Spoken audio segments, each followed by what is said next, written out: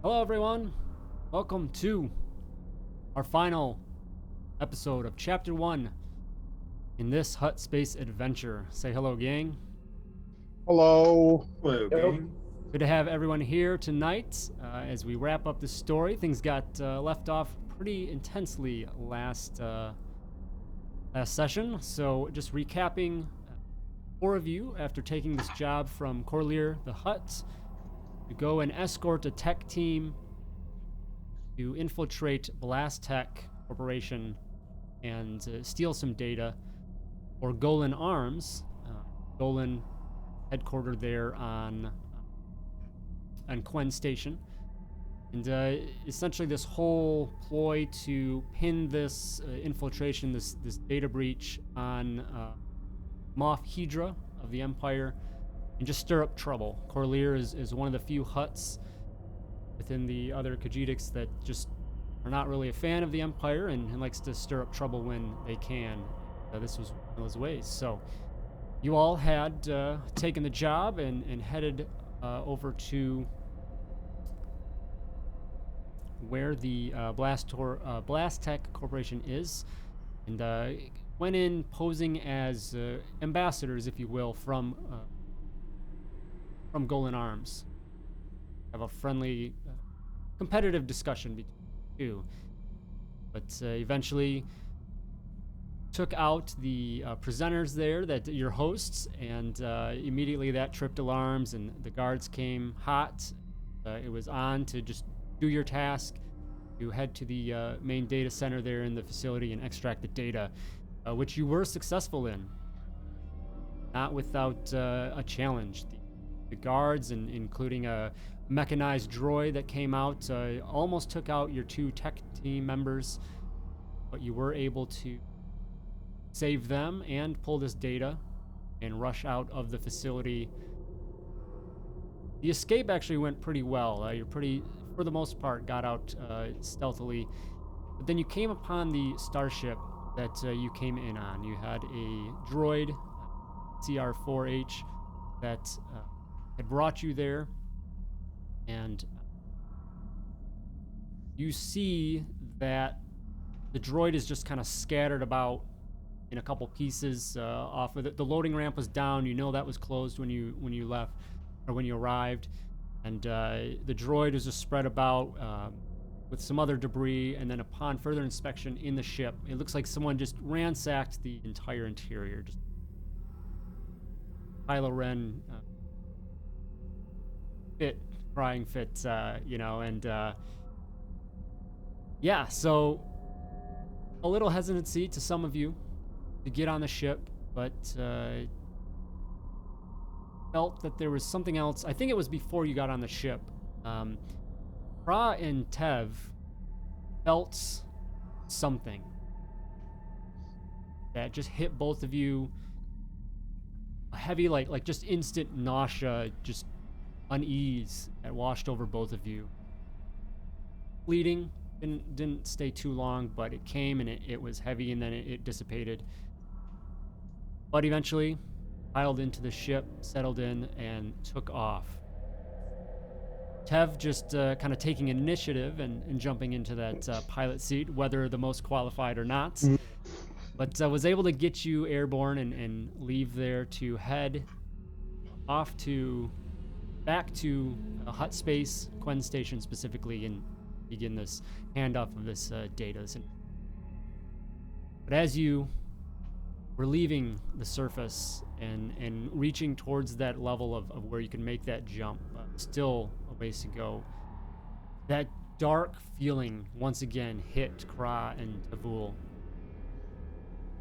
And this time along with it, a voice reached out to Tevhul. A female's voice calling his name. Tevhul.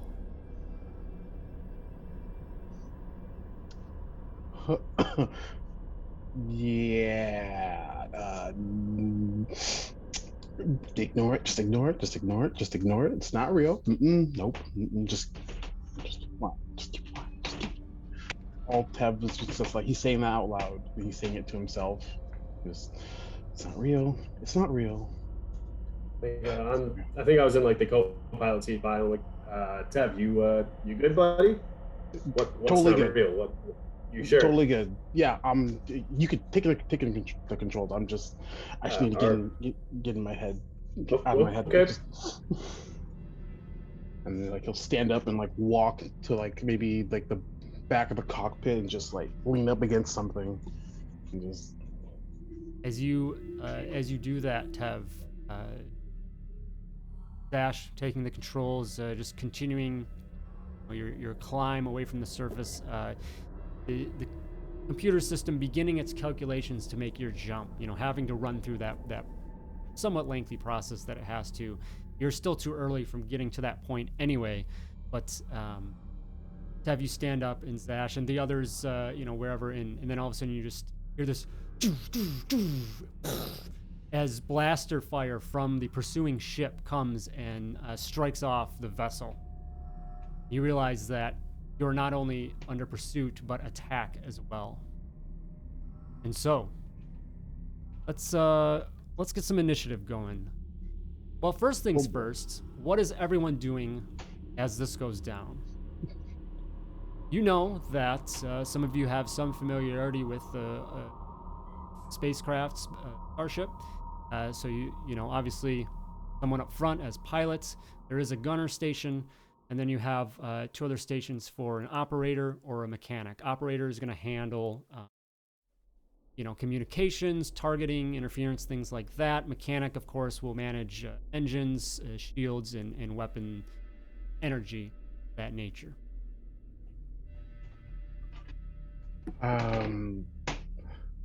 Besides Tev freaking the hell out right now, I think he would, like, as soon as the ship gets rocked, I think he would like look back at the empty co-pilot seat and hop in there and try to do his best to hopefully assist Zash, I guess. I think Remok might also, once he feels the ship kind of rock and not trusting what's going on, he'll get up from whatever station he quickly got to and also kind of make a move to the front of the cockpit towards the pilot seat to either take the vacant spot that Tev left or the co-pilot, however. Yeah. Whoever's going to stay up there, but. Yeah, absolutely. Go ahead. I mean, if someone wants to take charge, what are your stations? What is everyone doing? Yeah, I was gonna say if Remok can fly, I can. Zash can get up and go head over to like the engine, be like the mechanic, head over to like engines, weapons, and shield and stuff. Yeah. Okay. Craq is not very intelligent, so he's gonna go to the guns and just blow stuff up if he can. Okay. That's his MO. All right. So Tev, head over. If you hang out there in the, you can hang out in the cockpit as well. The kind of the operator station is right there as well. Yeah, I'll take a seat at the operator station and just try to get my head together. All right, great. So, a bit of a skill challenge here as you hope to outrun, maybe more so outlast, your pursuers until you can make that jump to hyperspace. That's really just what you're after here. You have to outlast so you can make that jump and then could be safe to continue on. So, let's set up our order here first on what we're gonna do for a turn order here. So I will go ahead and I'll just have let's see, Remok, we'll have you on our thing because of being the pilot. So turn order there. So Remok, go ahead and roll initiative in there if you'd like. All right, that is a 9 afterwards. Your pursuers, not much better. They actually match you, so both are there. What is your dexterity score, Remok? The score is a 14. 14? Okay. So the ship is going to beat you on that. They will go first. Okay. I do have a quick question. Just Yeah. I'm not sure if it was mentioned, but what is that like? What kind of ship is actually chasing us? So you look back and you see this kind of, it's got that popular or that familiar wings. Actually, give me a lore check or piloting check, Remok. This does have to do with starships, so if you have a bonus there.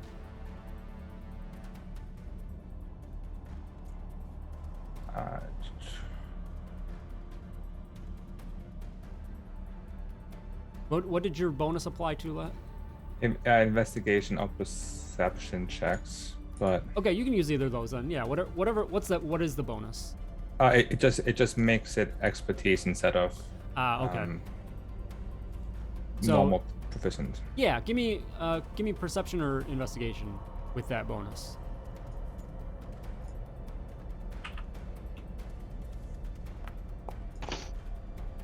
Okay.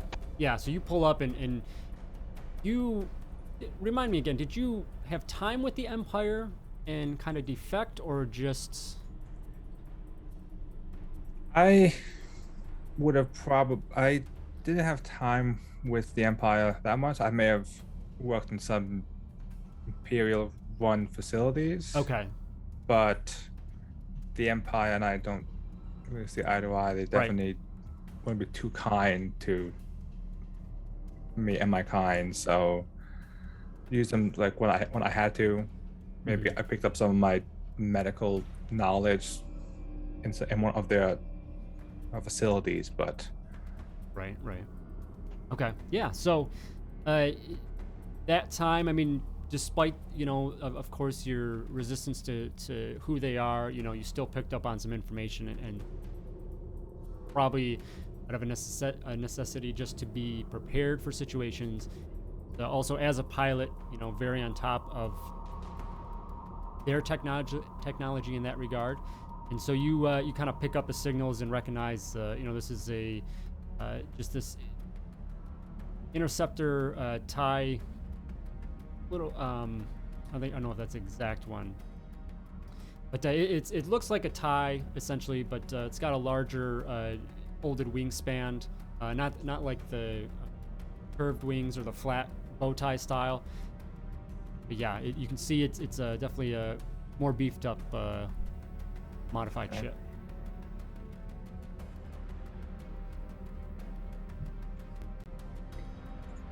Okay, so they are up first.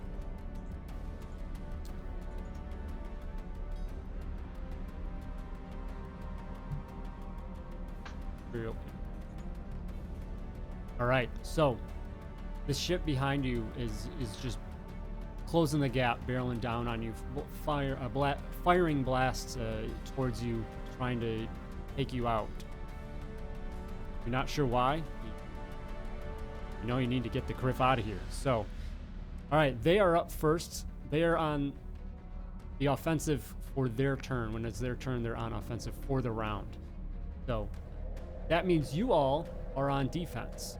So you all have 4 total actions to use in the round. And so you could use all of them right now. You could use one of them, whatever you want. So talk amongst yourselves what you want to do in preparation for the potential incoming barrage. So for mechanic, like this thing just shot at us, so I think Zash should be like, oh snap, let's get our defenses up. And there's like shields. Like, what would I guess have to do for that to just like bolster our like defenses? So the way this works is it's at the end of the turn, it's just an opposed check, just pilot versus pilot. What you are doing as a crew is trying to give as best bonus to that piloting check as possible.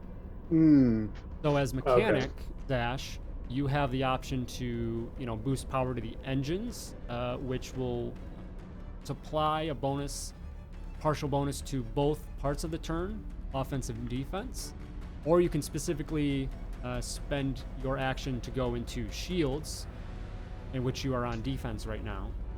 and do that, and then you Mhm. roll. Depending on the bonus, that'll go towards the pilot's roll at the end of the turn. Gotcha. Okay. Okay, cool. The engine turn, or the engine action for you specifically, mechanic, you can only do that once per round. Mhm. So if you did the other ones, you could do one of each, but that one, because it splits them that way. Gotcha. Cool. I think after that initial barrage, then Zash would be like, "Oh snap!" Run over and try to bolster the shields. Yeah. I think Tev, after sitting down at this console, like, and after like looking it over for a second and realizing that we're being attacked, he's just like, I think I can maybe mess with their sensors, I guess. And I'll try to like interfere. Okay. If- All right. So I'll come back to that. I'm gonna go ahead and make actions for the interceptor that's pursuing. So Okay. they're going to target and fire a shot. The two things they're doing. So first we will go ahead and target. Be a perception check here. Up. Okay. Coming in. That is a 17, which gives a bonus of +2 so far, and then I'll take a shot.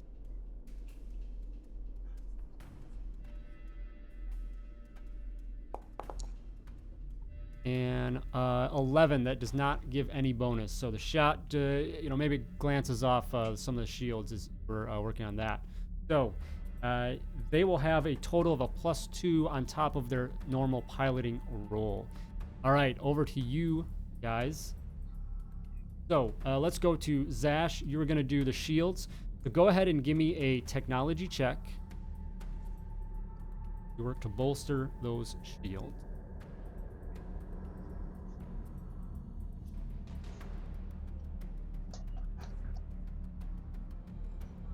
Very Those dice are nice. so nice. Okay. 23. So that's going to give you a +5 to the piloting roll this round. Oh yeah. Ooh. All right. Tev, with the interference, give me a perception check. Okie dokie.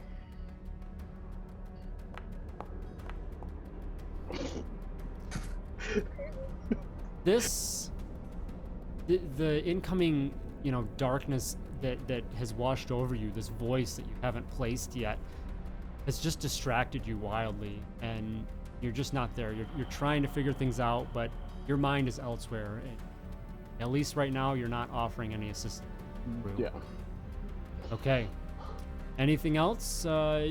Any other things the rest of you would like to do? Craq, you're, as the gunner, don't really have an option at this, so just waiting patiently. Imagine Yeah, it. just chilling. Do I have any actions besides the piloting check, or You could use assist. Is Okay. pretty much. So But okay. that's gonna spend one of your. yeah. Yeah. I just want Okay. All right. Well, with that, then we can make our rolls. So I'll go ahead and make a roll on my end, which was a piloting check. 2.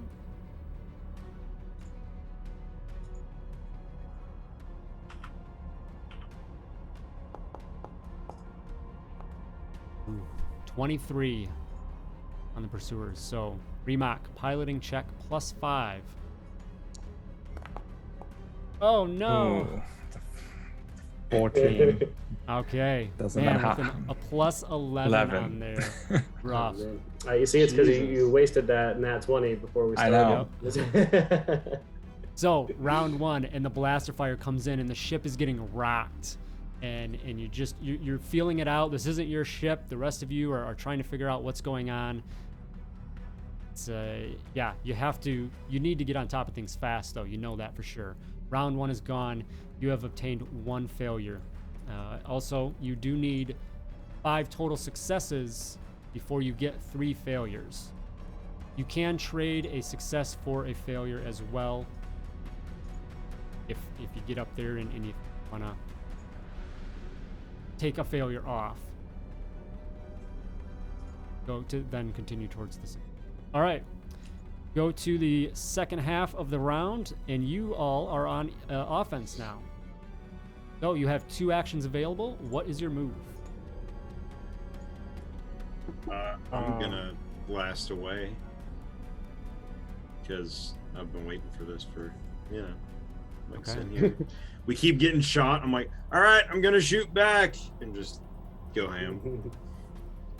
So you can go ahead and make a attack roll, dexterity plus proficiency. All right. I have a chakra, which I think is ranged. So I'm gonna try that.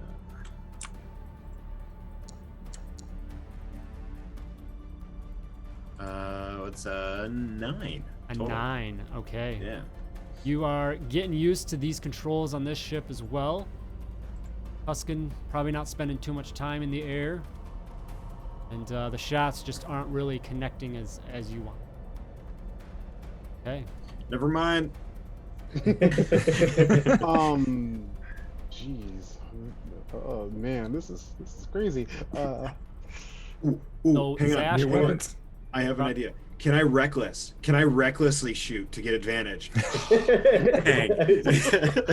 Thought I would just thought I'd try. So I start blasting. So between Zash and Tev, what would you like to do? I was gonna ask. Or somebody could do assist and allow Craq another roll. You know what? I think that's what I'll do. Is I'll assist. If Well, you that's only have okay one with other Zash. action, so it up to the group if that's what you guys I'm want. good with that. I'm good with that. Okay. So Craq, you can go ahead and roll once more from the assistance of your counterparts. Let's try. Let's try. 14. Okay. 14. That'll get you a +1. Something. There we go. All Better right. than nothing. So, on the other end, they have 1 action available, and they will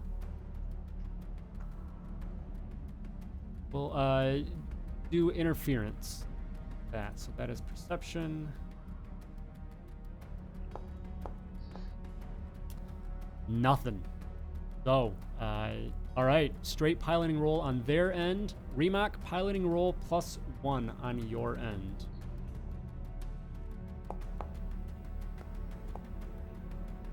$17. Nice. Very nice. Okay, against the 12 of the Interceptor, that is a success on your end. You guys come away with 1 success. You're at 1 success and 1 failure. Into round 2. The pursuit continues, and the rolls reverse once again. Oh So boy. they will once again. They're gonna fire a blast at you and also a target. You get a sense that the enemy pursuing you is just all about that force of just blast and power. They're not gonna work on trying to interfere with you or put up shields or anything. They're just going for power to take you out. Perception here to try and target. That's a fat 1 for nothing there. See if the blaster shot comes in, and that will get +2 on their piloting roll. So, all right, what is your crew doing? I think after my defense thing didn't work too well, and seeing that they're just going all shooty and they just missed this one, I'm gonna bolster the weapons, give us try to catch them off guard with some. You're some on good defense offense right now, so you can't. Oh, I am on defense. Okay. I will So you can wait. You can do that that the next turn. I'll do that the next turn. Mhm. I think. You could still do shields this round. It's just using Ah. up an action. Okay, I'm still getting the hang. You know what? I'll do. You have I'll do 4 the, total. Yeah, I'll do the engines, right? So I can only do that once, and it gives me to like both. Yeah, it's half of the bonus, minimum of 1. I'll do that one. Okay, so go ahead and roll a technology check.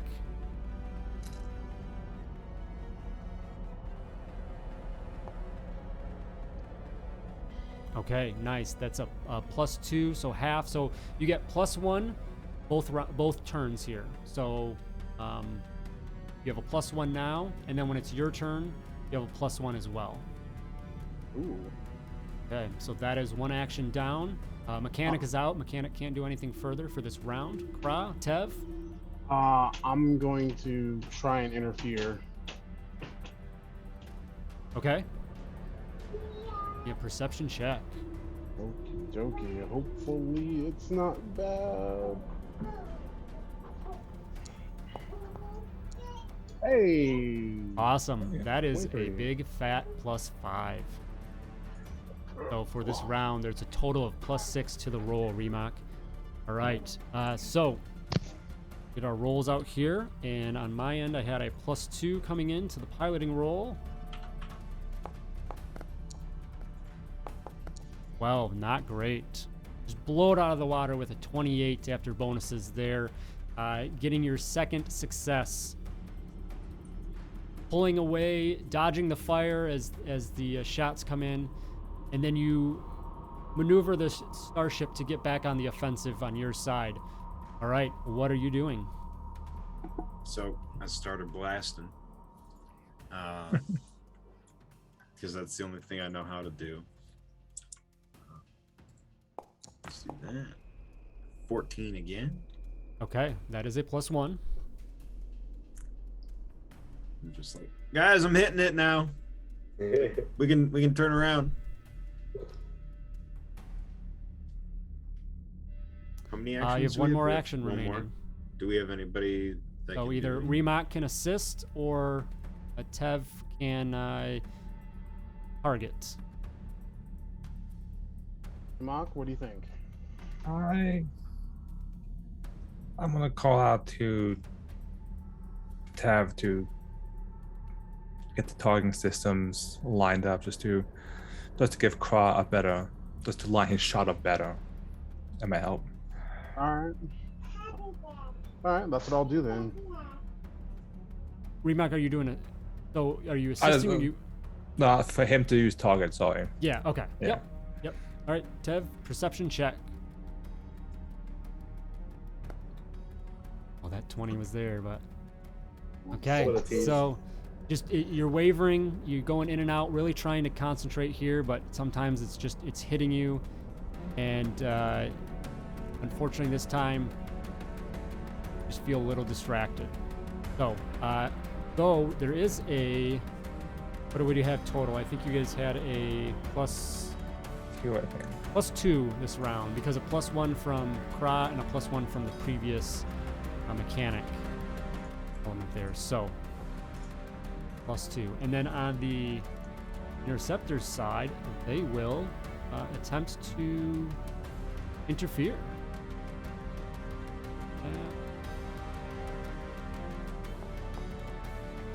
Just not that's not their skill set, so no bonus there. All right, go ahead and make that roll. Posed a 14. Oh, God. Oh no. 10. Okay, so that is going to come out to your second failure. You are 2 and 2. Need to hopefully step it up here and not falter any further. Okay, back to the top of round 3. Again, they're going to continue just this barrage of fire raining down on you with a shot. Target first.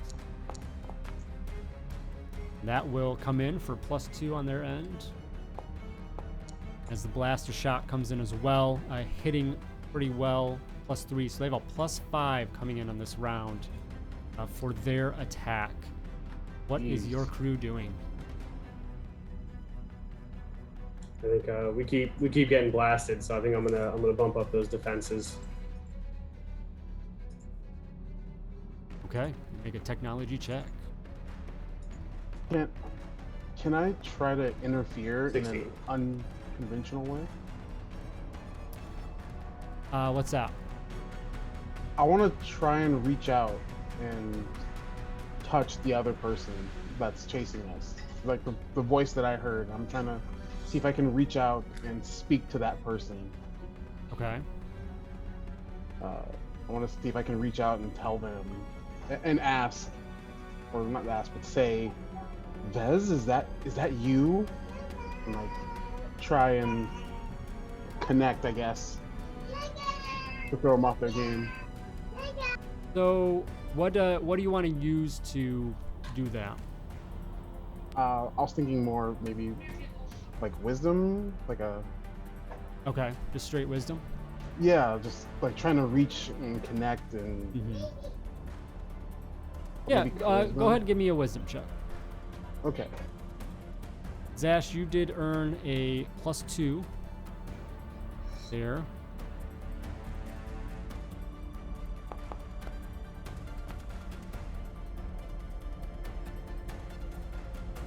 Tev, you reach out and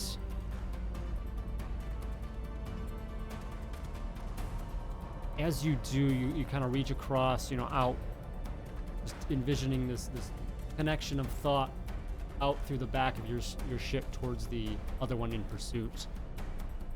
And it heads into the inside of this other vessel, and immediately just that dark cloud hits you.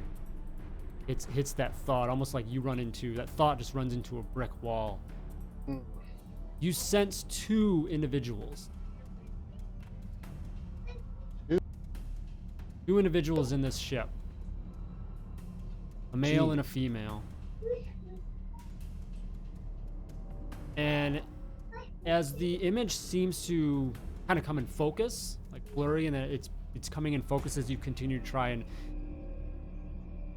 this set of just this red like band like from like a visor, just like the clarity zooms in on that, and it just hits you so hard. Give me a wisdom saving throw. Oh boy.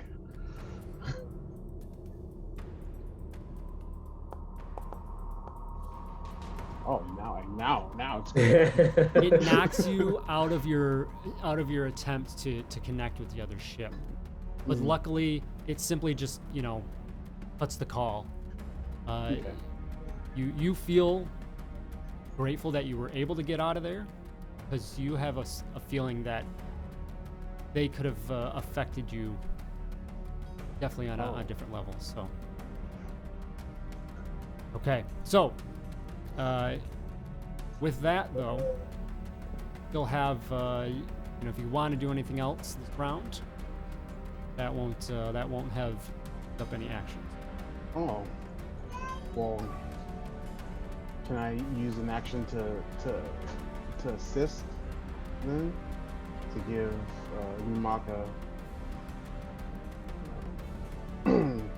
another roll, maybe?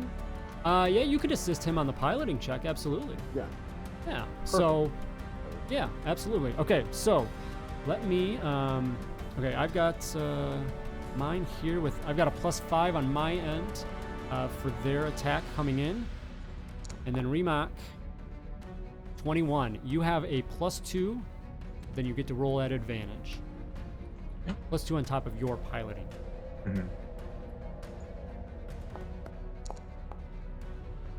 Awesome. 24.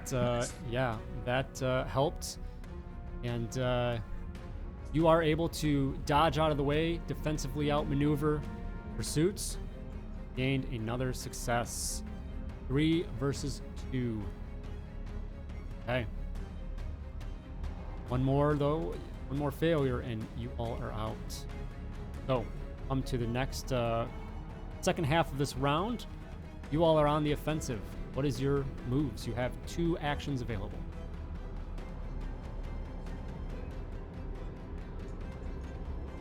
I guess since I did shields the last one, going on offense, I'll bolster the weapon system.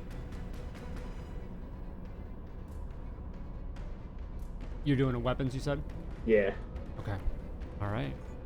Cry, I assume you're gonna fire away. Yeah, I'm not feeling like Logan's Look at not that. feeling very confident.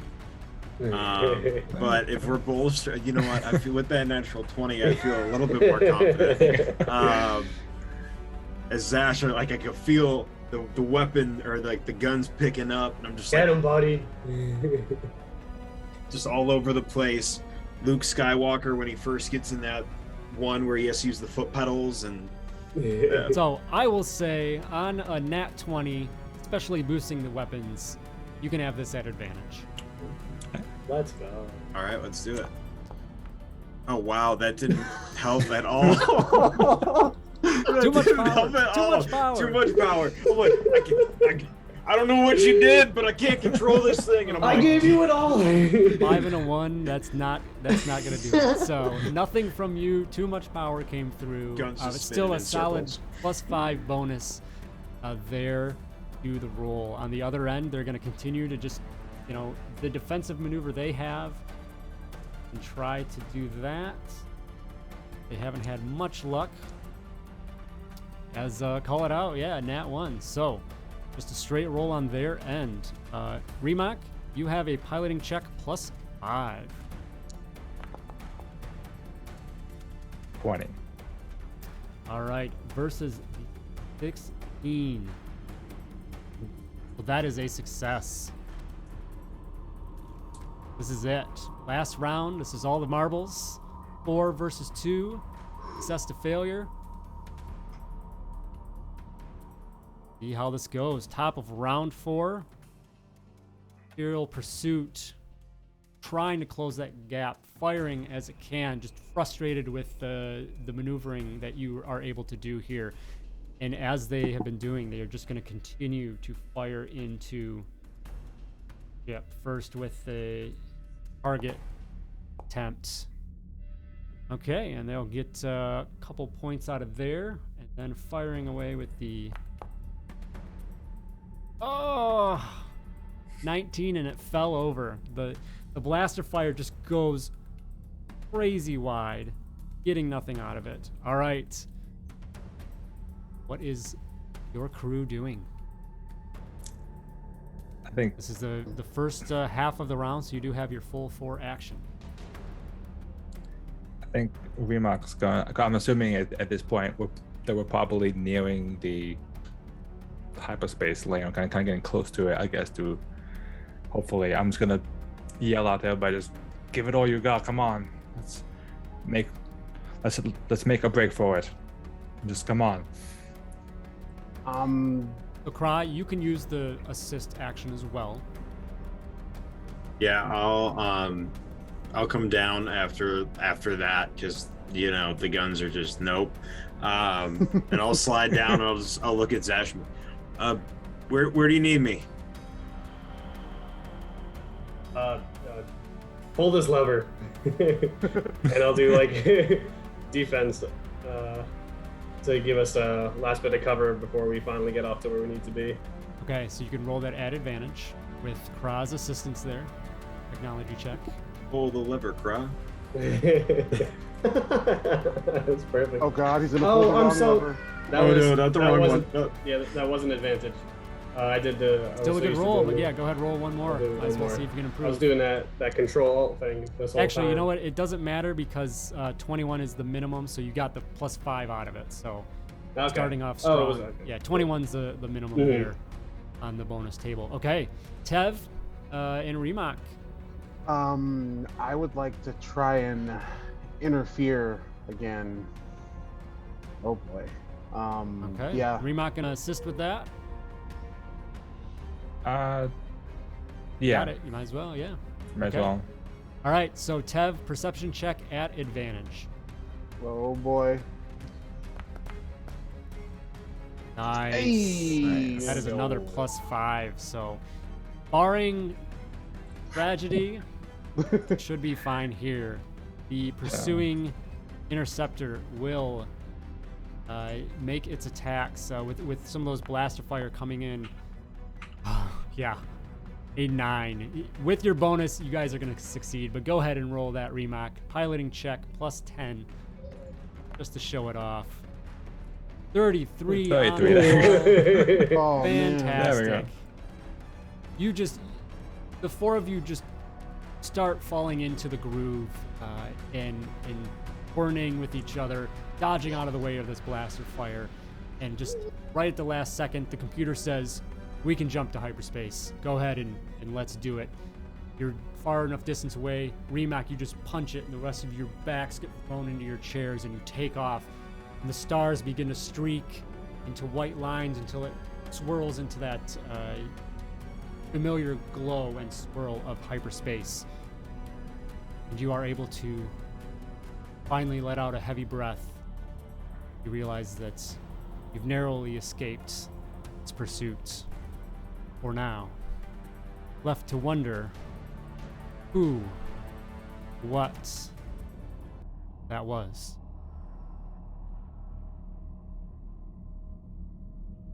I will say also during this trip, being successful escape, we'll all get a long rest. Hey. That's much appreciated for Remok, because he's gonna go pass out in a corner. Once the ship's on autopilot.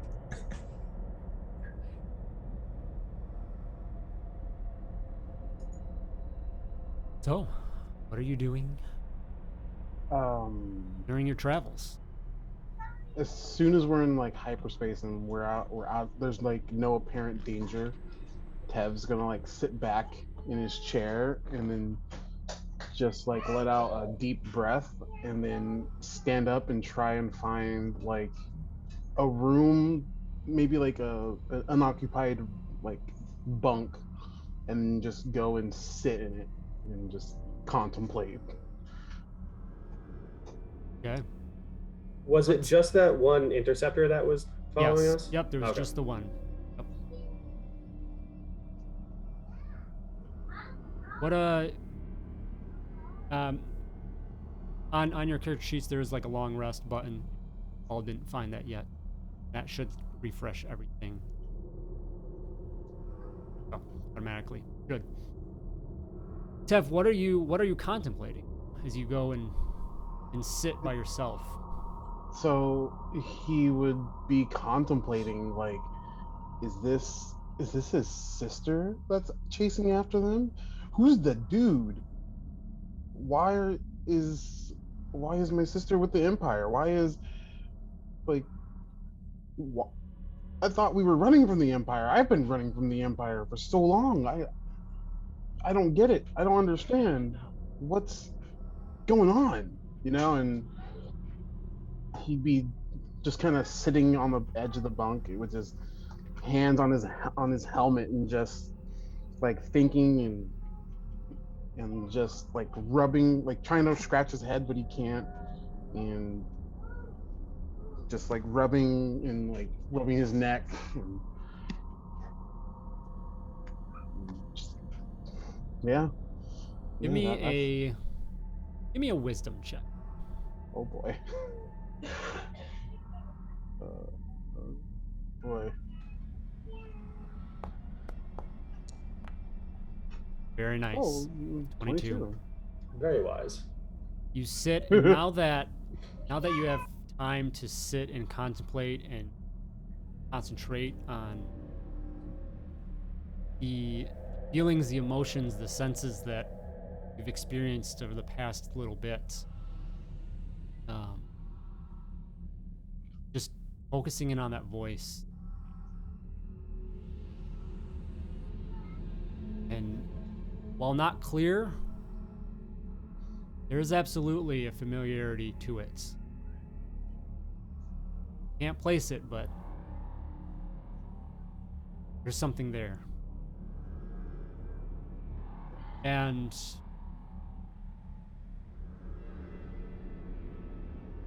you feel maybe it's just hope, but it called out to you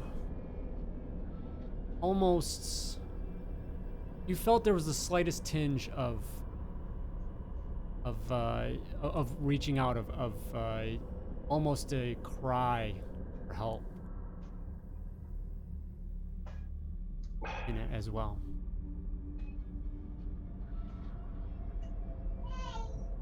Yeah. Like when he realizes that, he'll stand up and he'll just kind of like nod to himself, and he'll just walk out of the room and probably head to probably where like everyone's gathered, and yeah, he'll probably try to talk to maybe like Zash or Remok if they're still in the cockpit. Craq, give me a perception check. Sure. Skills. Perception. Yeah. Nope. I'm still like holding onto the lever, just chilling. Like nobody's told me to let go of the lever, so I'm just there. You got it, bud. You're doing great. Thanks, boss. Not only does Tevhul walk past you, you don't even notice though. You You know, I was gonna do something, but now that I've made that roll, I'm not gonna do it.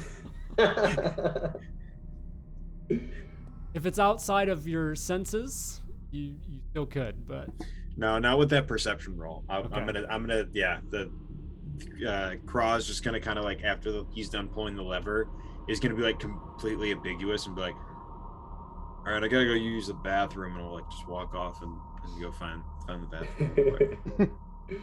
Remok and Zash, what are you doing? Travel. I think. Oh, you're good, Remok. You got it. Sure thing. Remok will probably, like I said, after that he will go to the medical bay or whatever that we have on the ship and just kind of patch up his wounds, and then after patch up his own wounds, kind of check in on our two agent friends, make sure that their wounds are kind of taken care of, and kind of be a doctor in that sense, just to make sure that they're okay. Yeah, you go and look over. Give me a medicine check.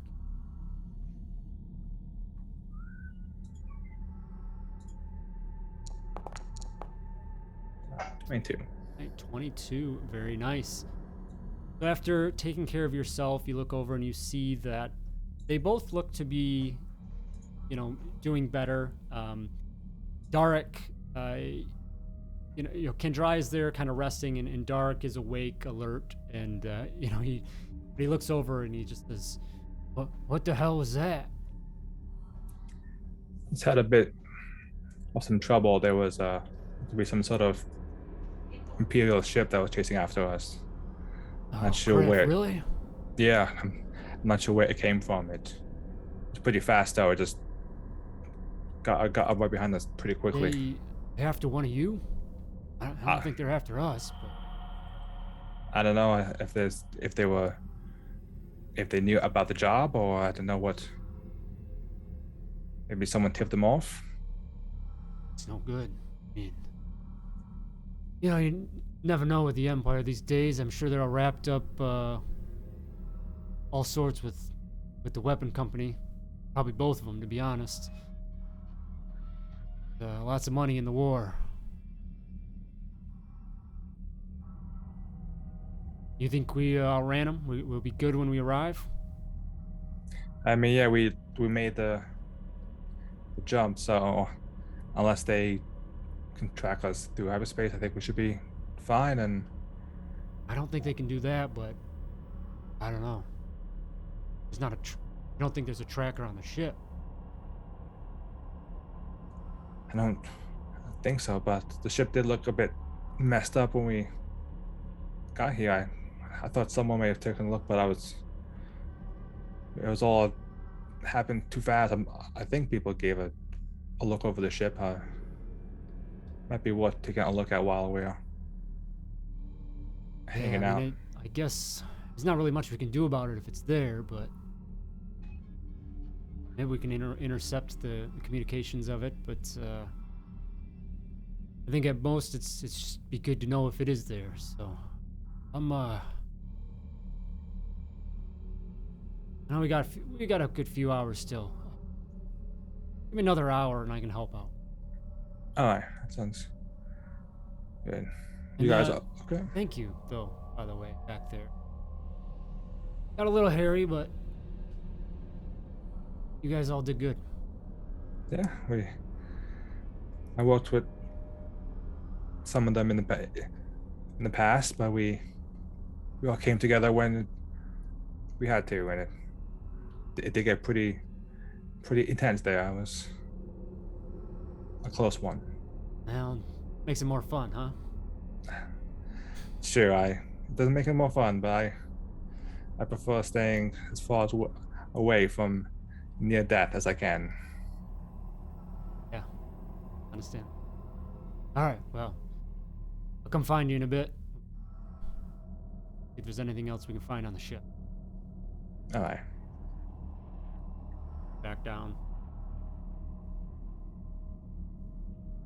I think Zash at first afterwards he probably stays in the cockpit or goes to the cockpit while Remok goes to check out the things just to make sure like we're flying all right, like we're on course and stuff. But he's pretty pumped up at first because like he does all the stuff for like the excitement and the thrill. So this is like fun for him. And then once he comes down a bit, he's not too happy about like Imperials being involved. And then he after he comes down, he probably thinks about it and goes and looks for Tev. I guess at some point after Tev comes out of his room and comes out to where everyone else is. While Cross still holding the lever, he walks past me and he's like, "You got 10 more seconds on the lever, bud. You're doing great." You got it, boss. And I'll find Tev at some point wherever he's at. That Kimmy Schmidt flashback doing the crank. 1, 2. No. You can do anything for 10 seconds at a time. Start over counting again.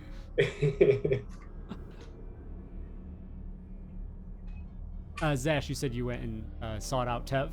Yeah. Okay, yeah. So Tev, you know, after your kind of moments of reflection and whatnot, head back out to the common areas. Yeah, he'll be like walking. He'll pass, like he'll walk right past Craw and just, hey Craw, and just Craw's just walking past him. And Craw's just like he just probably has this like angry face, like he's just heading past me. Oh man, someone pissed him off. I missed a lot of shots. I'm mad.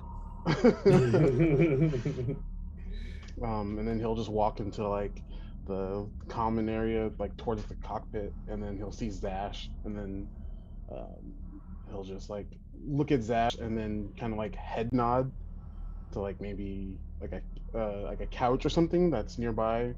Like I'm hoping there's like a Jarek set, like little space chest that Chewie and Han were playing. Chewie and Luke were playing. Yeah, we'll say. You know, the Crash, the droid enjoyed playing that. So there was, you know, it's definitely seen better days, but it's there. It exists. The hologram pieces flicker in and out, but there's that kind of like lounge quarters area there. Okay. And I'll like head nod to it and then go and take a seat. And just like the entire time sitting down, he's just like fidgeting and rubbing his hands together and just very nervous. But yeah. Yeah. While we're playing, I just stop and I just look at him like, what was that? It could possibly be a familial matter, but you know, it could totally be not. I mean, honestly, it's something that I've been running from for a long time. A long time. But you knew who was in that interceptor? Were they after you? I don't think they were after me, but I think I knew one of the people in there.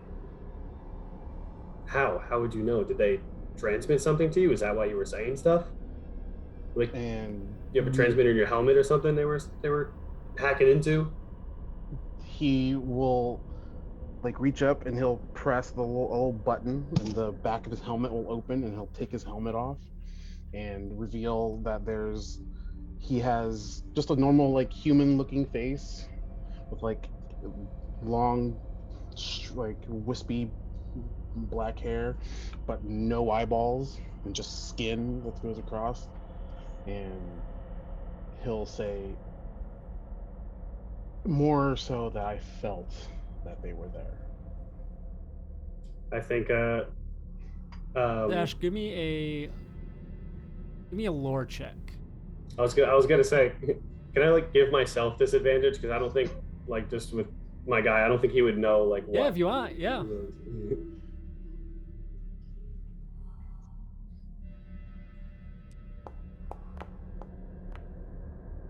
Okay. Lore check. It looks like technology. Oh, oops! You All are right. you are Let's right. keep the dice rolls. My lore is, I think, a lot less than that. That Nothing was plus tech. What is 5. Or you don't. Yeah, it's actually it's the same. my lore. Yeah. Oh, my Lore's lore on is both. plus 5 because that's intelligence also. Yeah. Yep. Okay. So same rolls there. So okay, 11. So, all right, you're kind of thrown off by as you see, as Tev, you said like the hair kind of comes down a little bit like bangs. Yeah, it's like long unkept hair, like he Yeah. hasn't cut his hair in a long time. So But you it's can like, see like there's maybe I think like the Miralukas have like a little bit of like the they have the cavity? impressions. Yeah, they have yeah. like the impressions of the eyes. but you don't but see not any actual like eyes. eyes. It's basically just skinned over, and that throws you off. Yeah. Definitely not familiar with that. And anything beyond that, as Tev is like, I sense this. You just, what the criff are you talking about? Yeah. Yeah, I think as soon as he notices he doesn't have eyes, he's like, ugh! And then he's immediately like, I'm so sorry, that was really rude of me. I just was not expecting that. What does this explain? I don't know what's going on. And like while they're playing Jarek, he'll like look over and then just like raise a hand, and then maybe like a hydro spanner or something that's in the room, something light will like lift off the ground and come to him, and he'll catch it, and then he'll just like, I think Zash, I don't think knows, like, he's not from like lesser space, so like I don't think he knows like what, like he's probably heard the Force being thrown around, but he doesn't know anything about it. He doesn't know like Jedi or any of this stuff. In this era, in this Okay. timeline, and in this era, you may have heard like tales, of these ancient tales, but certainly don't know anything of it. So, maybe Well- there's a chance that you equate that with this, but even then, it's just super, super foreign. Yeah.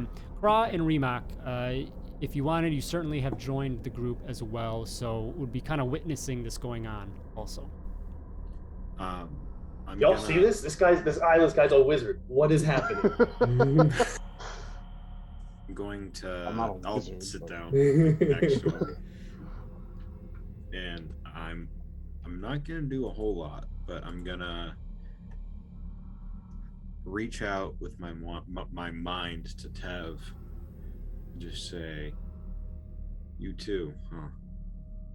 and then I'll just look at him and out loud say, yeah, it's my species. We were born with the innate ability to feel and sense the Force. I can't see the way you guys see. You guys see with your eyes. I see with the Force. My people have been wiped out, mostly. Remok, give me a lore check, please. And with our loving empire, 20. most of my people are on the run. So for a while, it was just me and my sister, and then we got separated.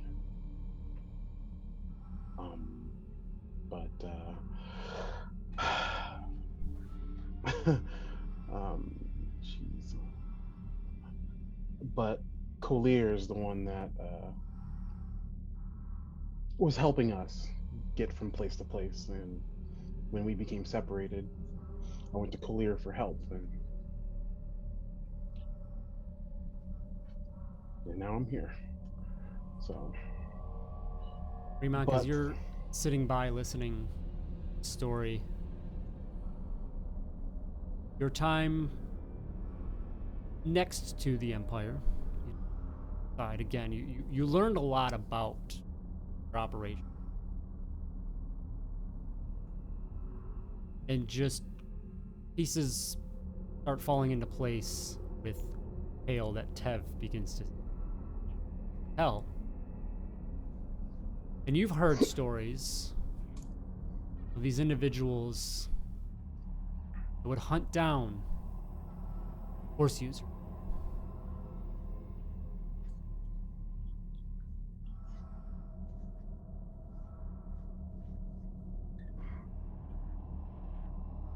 I Listen think, to that. oh, you're good. Go. Listen to that. I would, I guess, sit near Tev. I guess after seeing his display and his story, I think that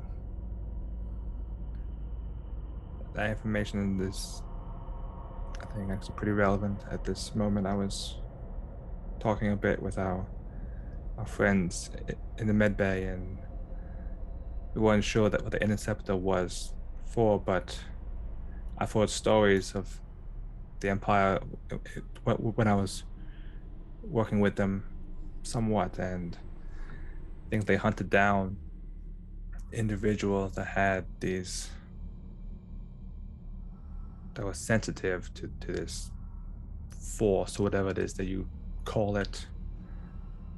It may be that if you felt something when that ship came, that maybe they were here for you, and maybe all this time they've been looking to you to finish the job, I guess, of what they did to your people. Well, the way I see it, and at this point he'll like put his hair back into like a ponytail, and then put his helmet back on and like lock it, because with everybody around, he's just like feeling super naked. He just put his helmet back on, and he'll look at Remok and just say, "Well, I see two options. One, we go back to Collier and get this job done. Or two, you drop me off in the nearest spaceport and we both go our separate ways.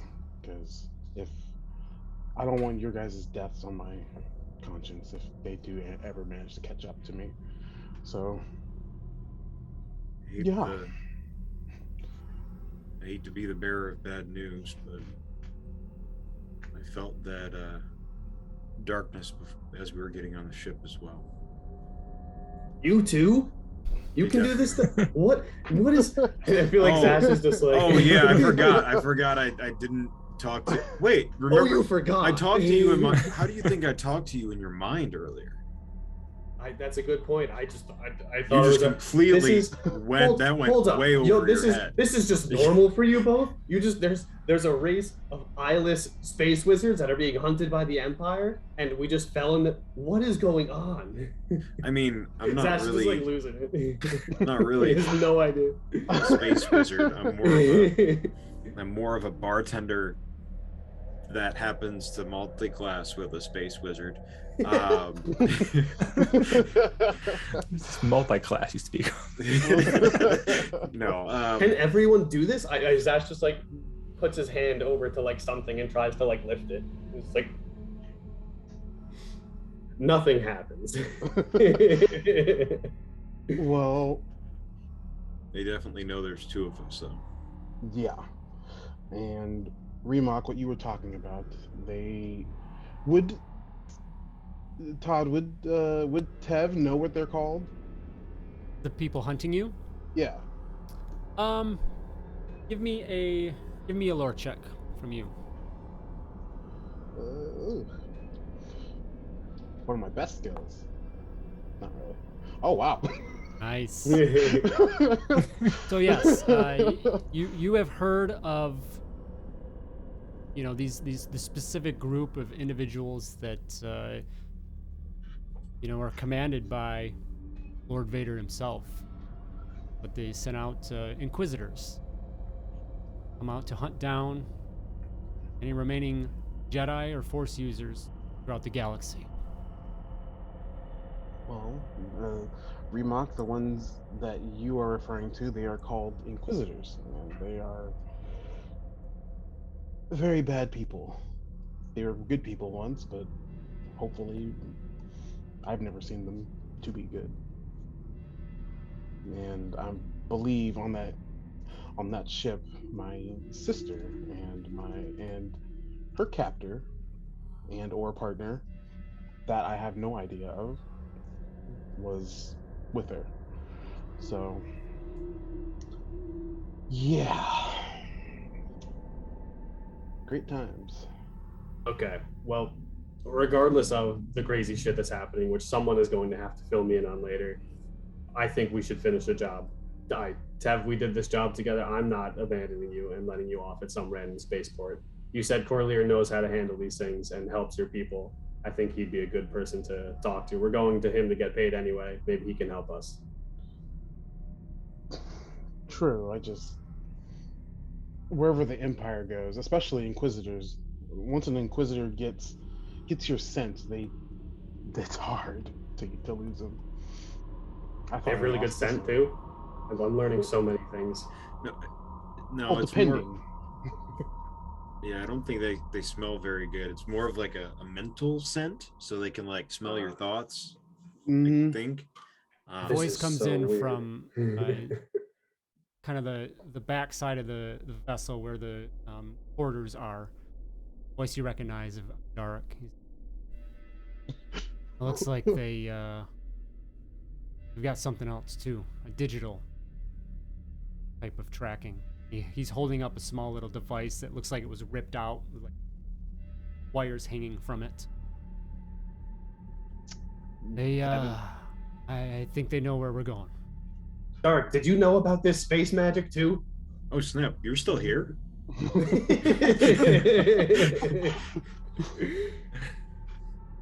He just looks at you, Zash. He says, "I've heard some things. That's it, just stories.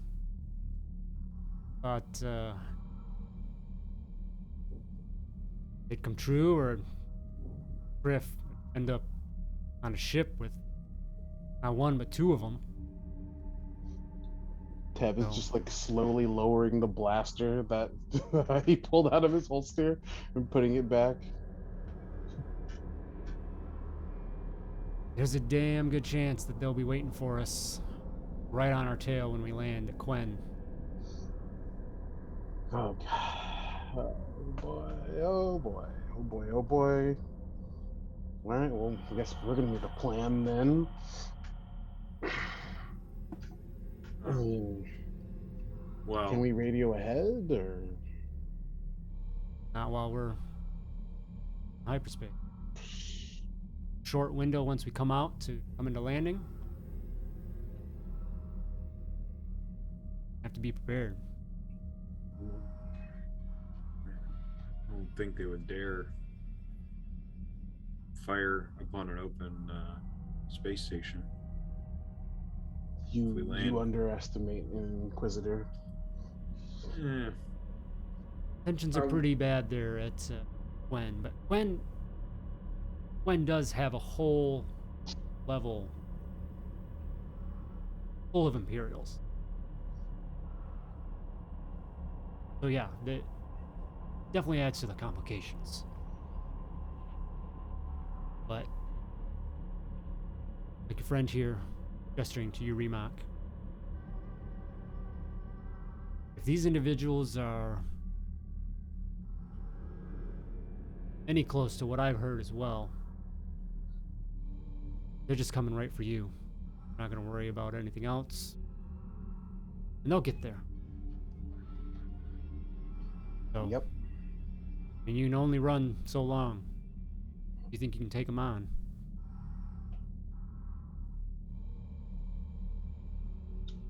Yep. Yep. That's a true statement.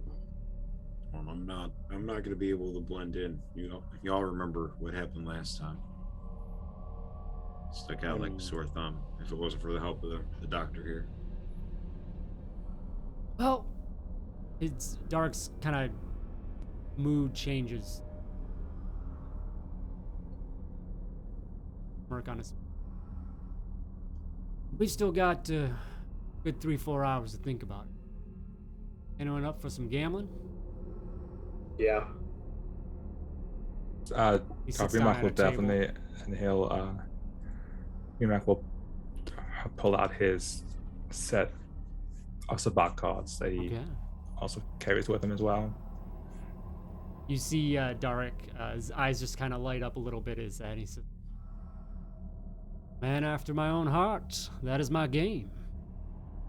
You can have first shuffle. Anyone else?" I'll play the second hand. I'll make us some drinks. Lighten the mood a bit. Ev's just gonna like sit back in his chair or sit back in like the little comfy chair or couch and just watch them play. But Okay. he's not gonna say anything. He's more thinking of a way to get out of this. There's limited materials here on the vessel, but there are some. So go ahead, give me a roll with your Cool. brewer's kit. Oh gosh. Zash and Remok, do some gambling. So, your I choice. think first Zash takes like the first few rounds and is just like contemplating everything that he just heard. Like this is so like just strange to him, just in his head, like what he has no eyes, but he hops right into the pilot seat. But he pulls off these sick trick shots and he can lift things up with his mind. And so can Craq apparently. Like, and now his sister's trying to kill us. Like this all just came out of like the blue, like out of absolutely nowhere. And he's just like trying to just like soak it all in. Just amazing, yes. Existential crisis. Yeah.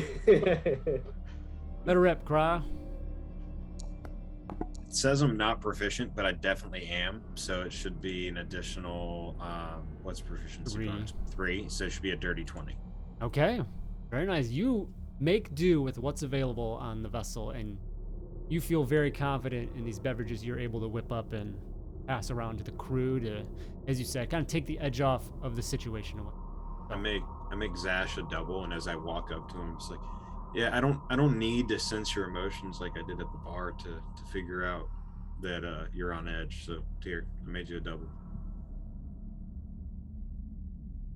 You can see that the game is still just about getting started, so Craq, you have an opportunity to sit down at the table if you would like and join the rest of them. Yeah, I'll sit down. Okay, so gambling. Home rules that I put together a bit ago. So you will choose either intelligence, wisdom, or charisma as your main gambling ability. Once you've decided on that, your modifier will determine your gambling die. So Craq, what ability are you using and what is your modifier? I'm gonna use charisma, and it's a +2. Okay, so with that, your gambling die is a D6. Zash, what ability are you using? What were my options again? I'm sorry. Intelligence, wisdom, or charisma? Intelligence. Okay, +5. Your gambling die is a D12. Remok, I'll also be doing intelligence with a +4. +4 gives you a D10 for your gambling. Dark will be a 6 on hands. All right. So, Dark says, so what's the wager there? All? Start a little easy. 50 credits. 50 That sounds fine for me. So this will be a simulation of multiple hands. And take that buy-in and multiply it towards the results at the end.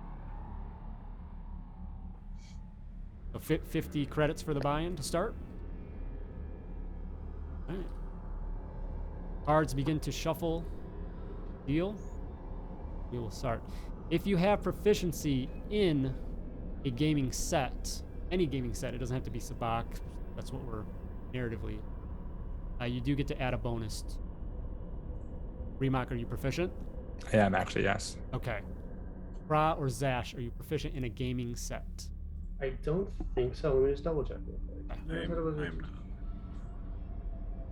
So, Remok, you will add your proficiency bonus to your gambling roll. Okay. Okay. All right. So we roll the dice. So everyone roll your gambling dice. Basically a straight roll. Remok, you get that bonus there. One for Dark here. Okay. Oh, not 2d6. 1. Okay. So we have Craq losing out this this session there. Remok and Zash. Let's see, what do we do?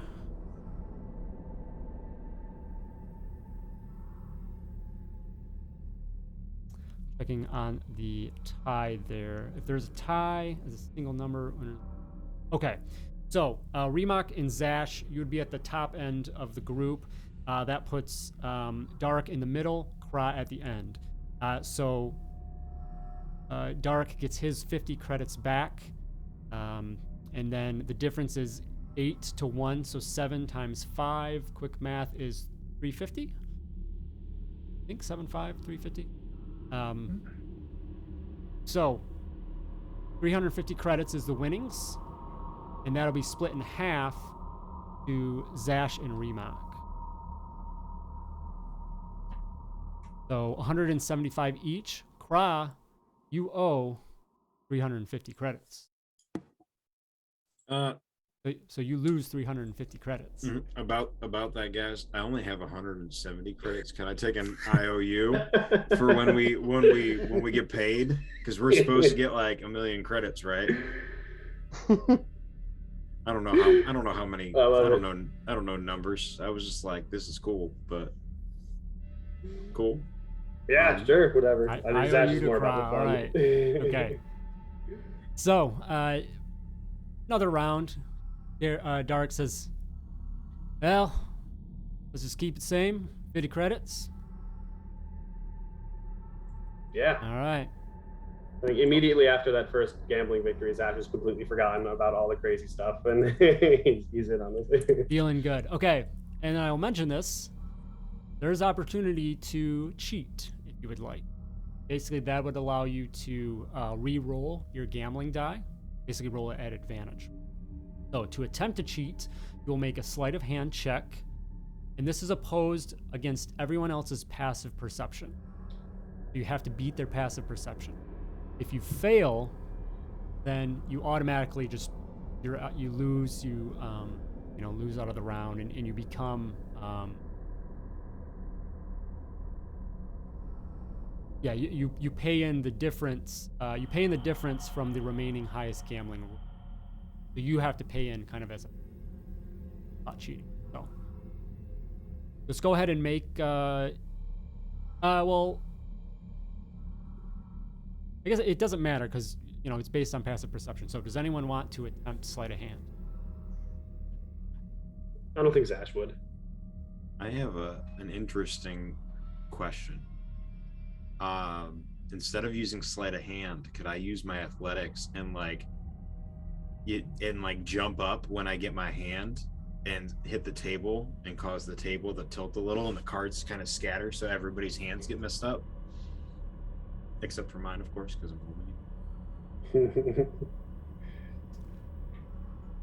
If not, I'm cool with rolling sleight of hand. I need the money. Yes, it's still going to go against the perception. So Okay. Yes, you can do that. All right. I can do the athletics, you said? Okay, cool. Yes, have to beat a 15. No! No! Just flips the table. I just flipped the table. I'm like, you know what, guys? These hands are garbage. I'll just walk away.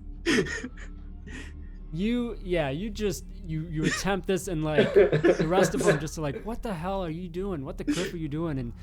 And yeah, you just, all right, whatever. It's not even a perceived attempt to cheat. It was just like, okay, Craq's lost it, whatever. So you lose your initial buy-in 50 credits. So you owe 50 more credits on top of the 350. So 400 total. Mm-hmm.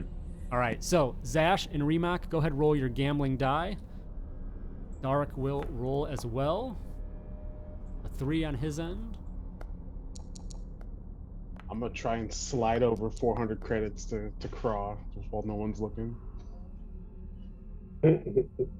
All right, so Remok, with that skill with the Sabak deck, you are able to squeeze just out top. Zash, you break even this round, so you get your 50 buy-in back, and it was a pretty even round back and forth through everyone, so it wasn't like big pots back and forth. But Remok, you will take home 100 credits out of that. Difference there between your roll and Dark's roll, 2 times 50. Play a few more rounds if you like. Just trying to take the edge off, relax, as think about what you're coming into when you arrive at Quen Station.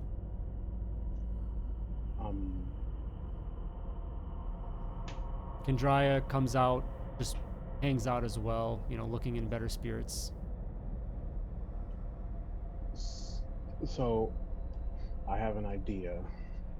It's not the best idea, but it could possibly work.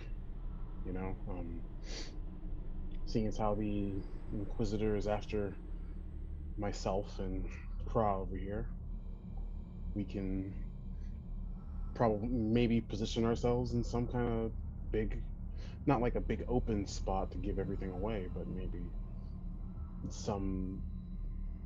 somewhere where we can ambush him, take him from all sides, and especially since we're going to get there and then have a little bit of time, we can try and get somewhere. We might be able to get back to maybe Craw's old bar and clear everybody out of there. But then again, it's just food for thought. And Tevhul just kind of like lean back and just keep being quiet. When we're going to Quen Station now, like, was the goal, like, from Quen Station we were going to go to You can make the data transfer there at Quen Station. Oh, okay. Yeah, so just kind of, basically a data transfer. And Dark and Kendraya will be able to handle that, so there's probably not a ton extra you all need to do at this point in that regard. Make sure that they get that done, but other than this new development, you don't expect any other issue with that side of things. Arrive to Quen, it's basically sending that email. That's one important business email. The two of them can handle it, right? Like that's something that, like, we can immediately split from them and go do something. You would think so, yeah. Okay. Would we, I don't know if we would even know, like, are we expecting them to, like, ambush us, like, right out from the gate, like waiting for us in the hangar? There's no way for us to even... You're not really sure. I mean, if we think about it, we can't call ahead in hyperspace. Neither can they, especially if they're following us. Right. Which means once we drop, we'll have maybe like a 5-10 minutes before they drop too, and then they alert everybody. I don't know a whole lot about ships, but if we went into this first, we would come out first, right? Ideally. Yeah, that's the gist of it, I guess. I mean, their ship did look fast, but I know zero about ships, so this is all me just spitballing. But if it's faster than us, it could have got here. I mean, there's a lot of unknown. I mean, it's kind of just wait and see, and then play it by ear. I don't know. We can try to make it back to the bar. We at least know the lay of the land there. Continue to contemplate, think about your options, laying them all out on the table. They seem endless. Really, all you can just do is wait. Eventually, ship notifies you that you will be coming out of hyperspace. then begin your normal descent towards Quen Station. The blue swirls begin to fade and turn into those streaks of stars until they are single points of light dotting the black sky. And there in the distance, you see the massive gray station, Quen Station there, covered in other ships, few massive Imperial vessels in the lower docks. They hang. Just this massive bustling complex of activity.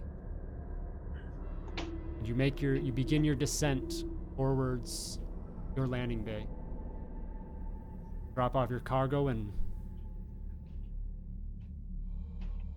see if anything awaits. With that, we'll take our break. Oh boy. Good stuff. Everyone's, you all get an extra point of inspiration there. Some really good stuff all around. So, Oh my god. all should be at 2 here. And yeah, so chat, thank you so much. Oh, hey, I can buy some followers here. Awesome. Chat, thank you so much for hanging out with us and being here. We're going to take a quick break, 10 minutes. We will be back here about 35, 36 after the hour and finish up this tale. See what's waiting on the other side. So see you all very soon. Thank you very much.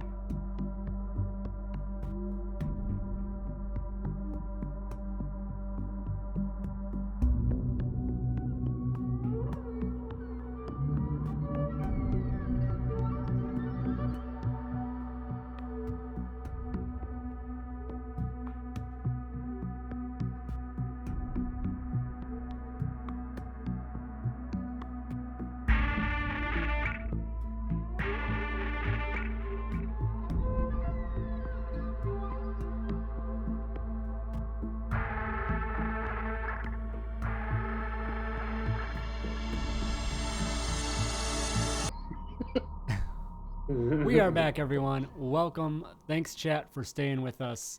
Welcome back. I hope you've had a good break as we have, because I think we need it. Yeah. We head into whatever we are about to head in. So, the four of you, after the successful extraction of data and the successful escape from this pursuit from an Imperial interceptor ship, spent a lot of time during your travel through hyperspace back to Quen Station,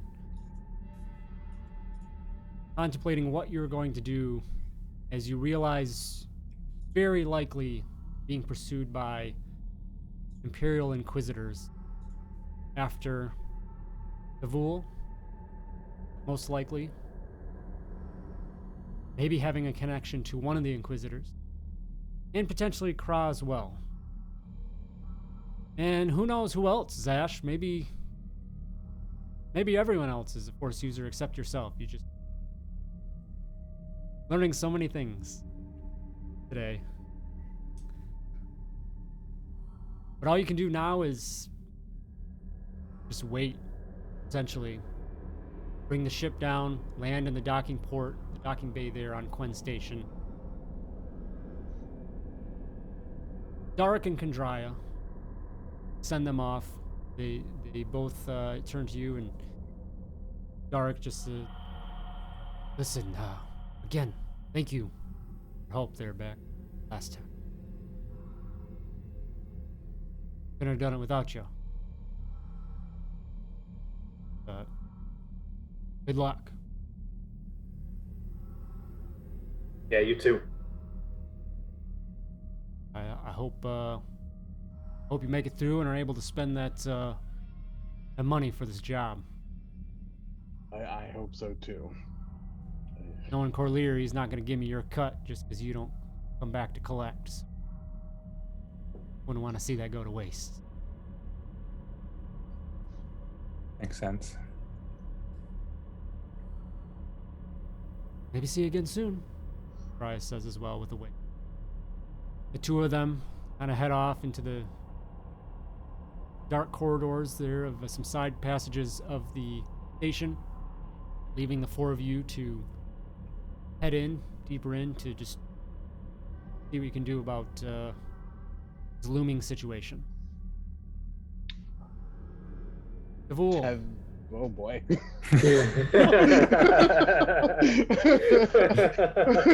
even get to say what he wanted to say. These Inquisitor people are quick. Give me a perception check. Oh no. Oh no. Hey! Nat 20. First one. Oh boy. As the four of you bark, begin heading into the station proper. You just reach out, concentrating, grasping towards that voice, towards that sense. And you find it. Mm. It is there. Along with the other one alongside it.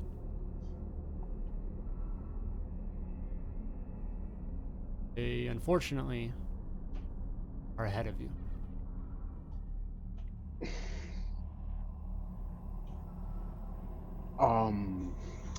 Well, I will look back to the group and just say, well, good news and bad news. Good news. You know, I know where the people are that are chasing us. Bad news, they're ahead of us. Where are we? Like right now, we're on Quinn Station. Like we're walking. Yeah, you're basically leaving your the docking bay that you came in on. You have to go through an exit corridor to get out of there into the main station. Mm-hmm. And the other two guys, they already did this. They went off. On Yeah, their own, they went through here, but kind of crept. Hmm. So, how? Would you mind if I tried something real quick, Tev, before we? If it'll get us out of the situation, go for it, man. All right. I'm just gonna cross my arms and bow my head and kind of like hunker down. And I'm gonna use my sense emotions force power. Okay. To see if I can pick them up within 30 feet of us.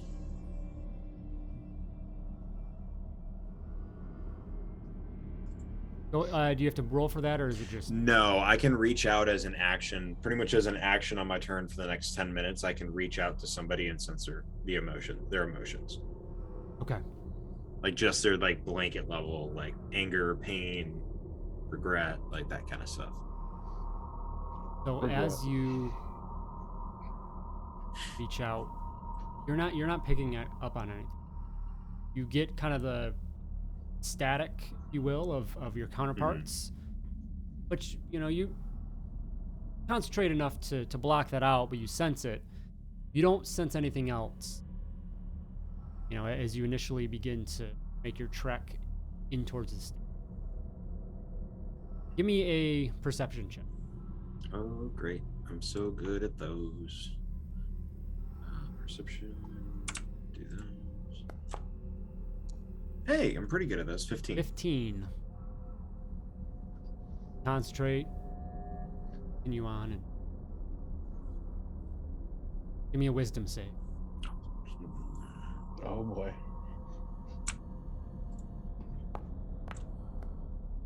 Wow, that was a roller coaster of emotions. 11.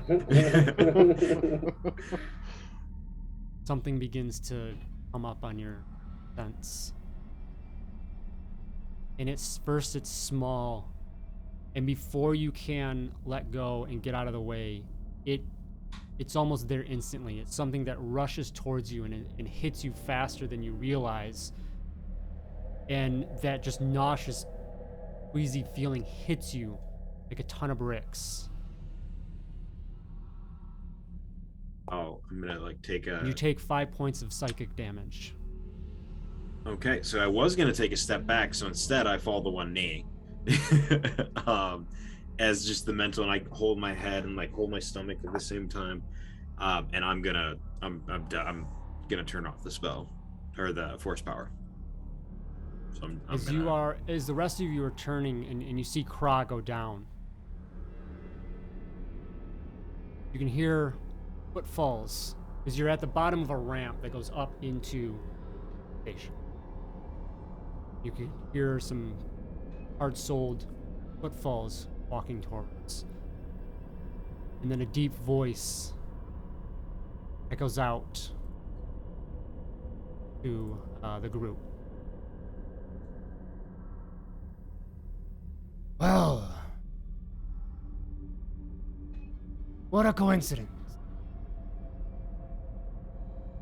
Oh. Came looking for one and found two.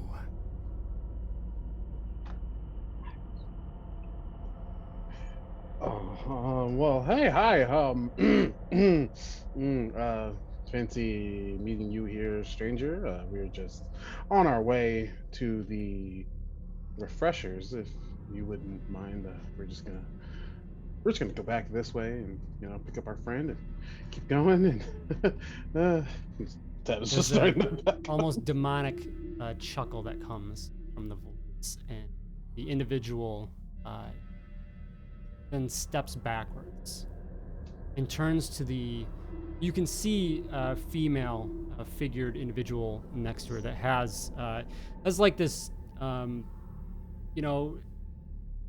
like a synthetic like dreadlocks almost, not hair, but it's just shapes are almost like tendrils, but then the mouth below their nose, and you can see the exposed skin of the individual. But then they wear a very distinct looking like cover over their eyes. That Tev immediately just, that is something that would be so recognizable to your kind. And you just can't help but just see that and just think about that. You also, as you see that Tev, that feeling from before, when you heard that voice at the beginning of your travel, you feel that again. And it feels like there might be their conflict there.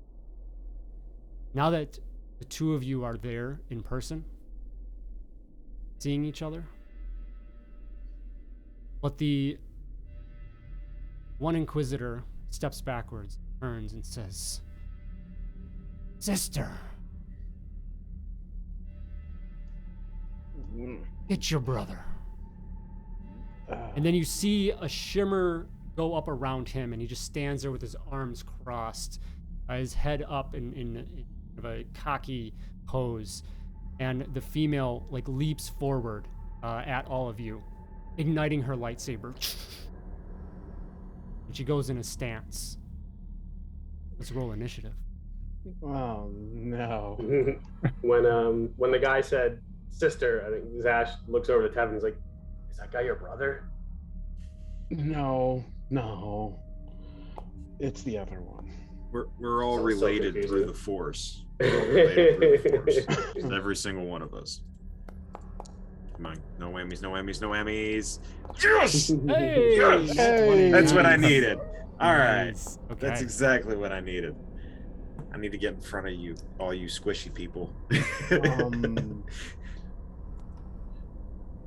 I always forget that I have that thing, but I always roll such bad initiative. It doesn't really matter anyway. So What would it modify it to, Zash? I think it just adds my proficiency, which is I think 2. Yeah, you guys are still at 2, so go to 13. So I'll just leave you there because it doesn't change anything. Yeah. Tev, something? I'm gonna use my bad feeling. So when I roll for initiative, I get to move up to my speed. Okay. I'm gonna move as best I can, as fast as I can, I should say, to, I guess. Jeez. Yeah. So the edge is there. It's a ramp. So there is distance that would go down. So you wouldn't be able to like run up, and you'd have to jump down. Okay. So yeah, anyway. I'll just run straight over here because I realized that was a ramp as soon as I. Yep. Yeah, you definitely can do that. So. Get off the thing. How do I? This won't click where you want to go. Make a waypoint, and then hit spacebar, and it should move your token. Oh, so click there, and then. Click one. There you go. Yep. Ooh. Okay. Cool. Yeah. Okay. Neat. All right. So, top of the round. Before this, real quick. Actually, nope. Go ahead. We'll get to it when we come to Tev's turn next. So, Craq, oh no, you are up. Yeah. Bonus action. I'm gonna stand up, pull the gaffy stick out. As I do, I'm going to run up to her. Okay, how do I do that again? Space bar? No. Oh. Control. There we go. I'm gonna run up to her as I'm doing, letting out a rage, and then I'm gonna take my gaffy stick, twirl it, and just smack it on the ground as hard as I can to let it just audibly make that noise, that crack noise. And then I'm gonna look up at her and roar and let out a roar again. And I'm gonna use my fear dark side power. Okay. That I get for being a Tusken. Okay. That I don't think I've used yet. So is that a 1 use per day? Yeah, that's a one use per day for me. So that'll be a wisdom saving throw. Okay. Straight wisdom? Yeah, straight wisdom saving throw DC. Yeah, wisdom saving throw DC 12.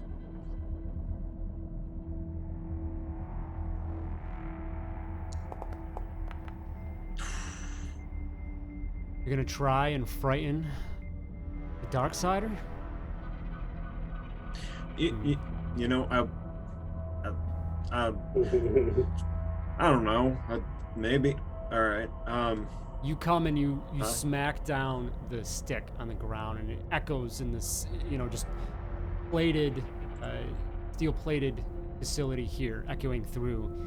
But she stands there, still in this offensive stance, and doesn't flinch.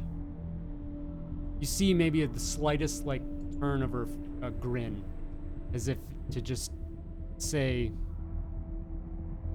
"Nice try, nice trick." Yeah, they definitely mean business. You guys can start blasting now. That's my turn. All right. Tev, before your turn. So nervous. You just can't get it out of your head, that sense that there's conflict in this individual. You're not 100% sure, but you are 99% sure that this is your sister. That she has gone the wrong way. But you feel that maybe there's a chance to bring her back.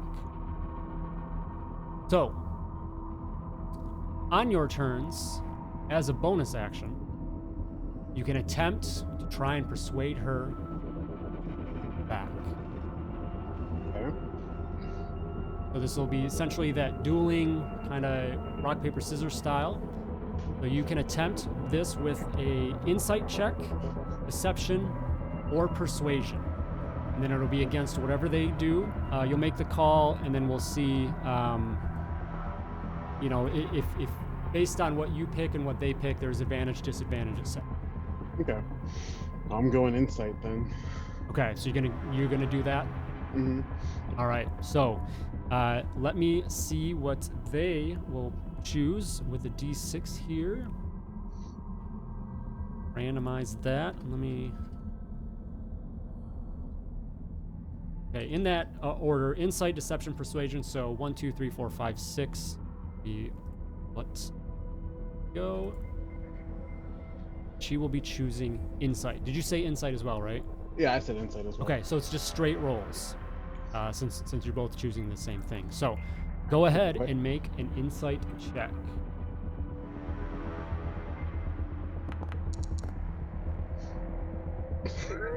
All right. Wow. Okay. Pretty fantastic. Pair of 11s. You reach out and you just call to your sister, and you just, Azul, please, it's your brother, your real brother, please. And you get a sense that she accepts the message, but there's not really any response yet. But you think that she at least heard. You can now carry on with your turn proper. Okay. So I don't have a bonus action anymore, though, right? Correct. Okay. If you can continue to do that every turn, but it does cost a bonus action. Okie dokie. I'm just gonna look at her and then just feel like anger and rage at the person that I most likely manipulated her, and I'll pop out of cover and I'll take a shot at him with. You're taking a shot at the brother up top. Yeah, the brother up top, Okay. with the bowcaster.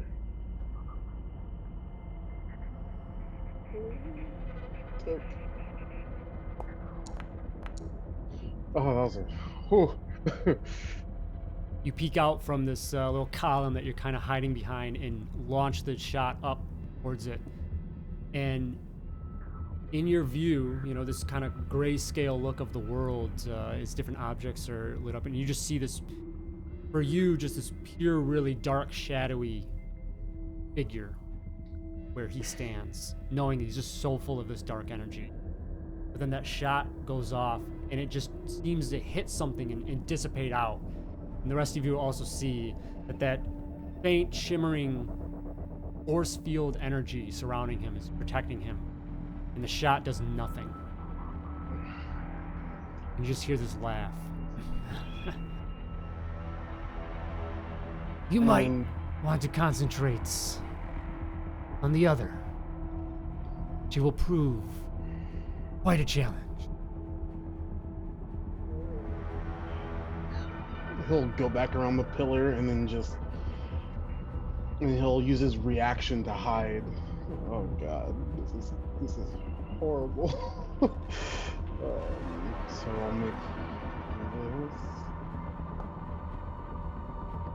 Oh, god. Okay. And with that, 17th sister up and sees this Tusken before her, trying to intimidate little ticks with tricks and shows of this gaffy stick. And with that saber, just looks at you. And recognizing you as one of, melee combat, pulls up a hand as if to maybe summon the power, but throws it back, grabbing onto the saber, and is going to strike out with that blade.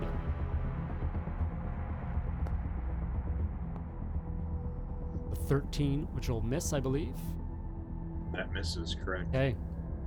And sensing a little frustration, she'll go in for another strike. Definitely connecting through concentration on the second. And with that, slash out 10 points of energy damage, causing a hefty cut into the Tusken. Oh, cool. I have that. Nice. So that's Okay. 5 points of damage.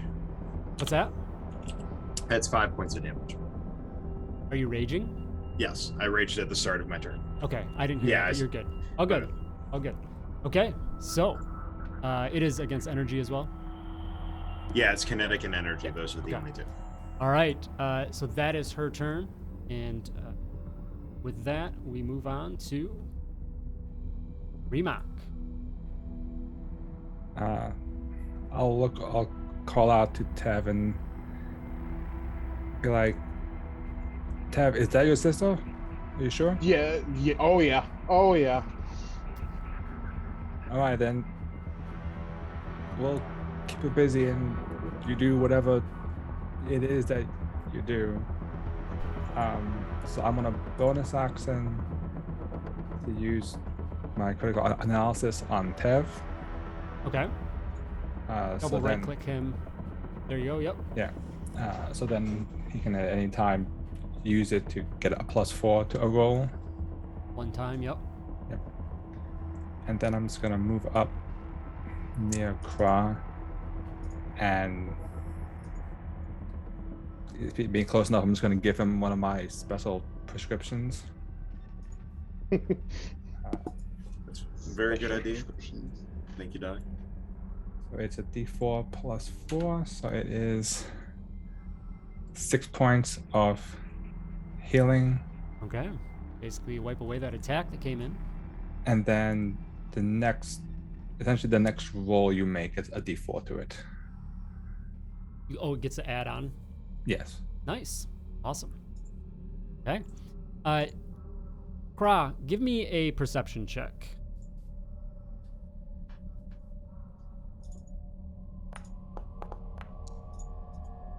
Okay. All right. Remok, is that your full turn? Yes. That's it. Dash, you are up. Yeah, I'm gonna move up here, kind of go like in between the sister and Tev, and character sheet. Gonna use my where is it? What's it called? Ranger's Quarry on her. Okay. Double right click Say, on her token, mark it. Oh right, forgot that that's a thing. Cool. That work? Yep. Yeah. There we go. Like, hey, Tev, your sister's kind of an ass, and I'm gonna shoot at her. You should have seen her when we were kids. Just a regular shot. Okay. That's not the right. This.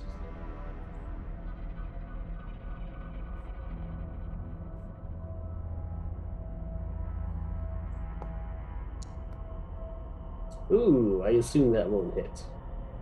They 9 too. will not hit. I don't think I can really do much with a bonus action.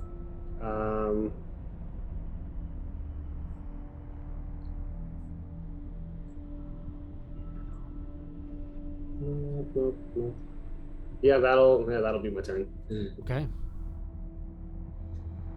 Trying to avoid, maybe hitting your counterpart, in just the menacing nature of these two as well. Throws your aim off and the shot goes wide, not connected. With that, come back around to the top of round 2. Craq, you are up. Go ahead and give me another perception check.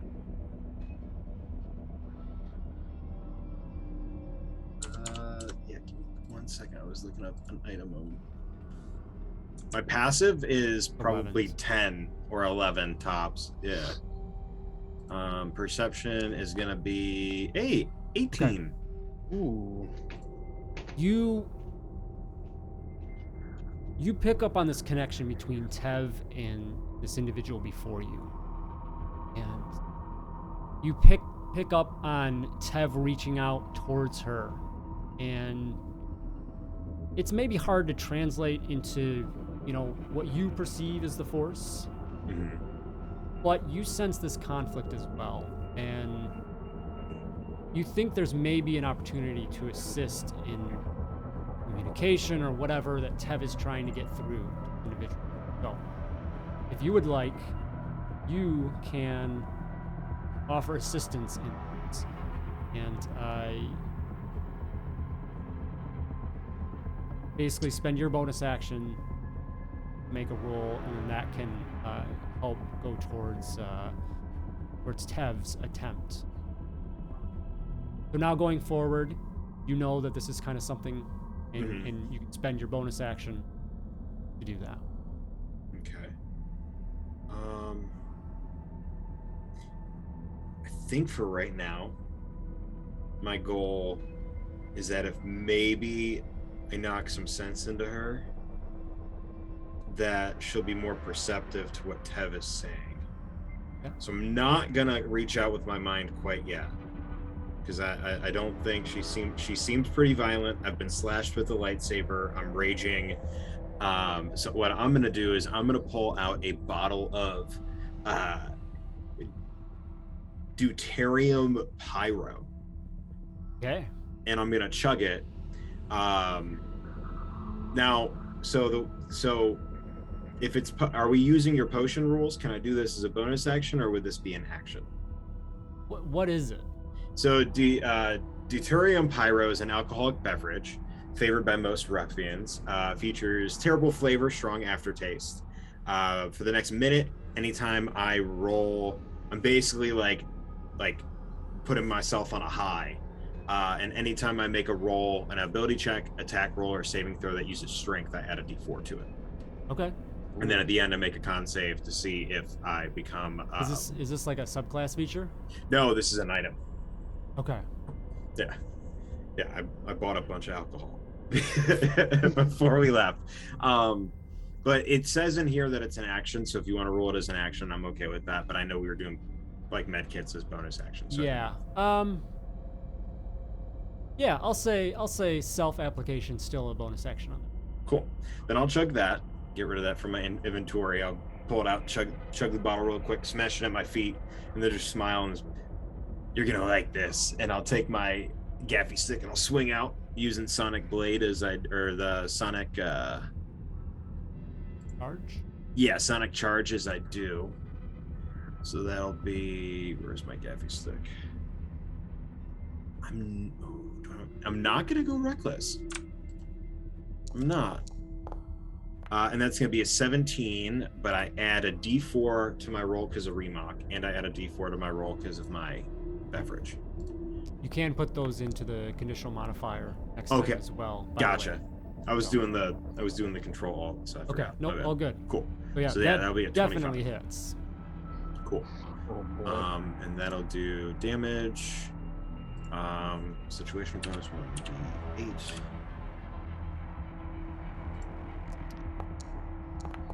That'll be 14 points of. Where's that at? Yeah, 14 points of kinetic damage. Kinetic damage. Yep. Okay. Jesus. You just pop this probably thumb off the cork and down this drink. Just invigoration ignites you, and you just swing with a heavy flourish of the stick into Sister. And it hits with a heavy thud, and she does let out a wince in pain as how that it does hit. There's a little bit of almost like a golf clap from the brother up top watching. He observes this fight. Is that your full turn, Craq? That is my turn.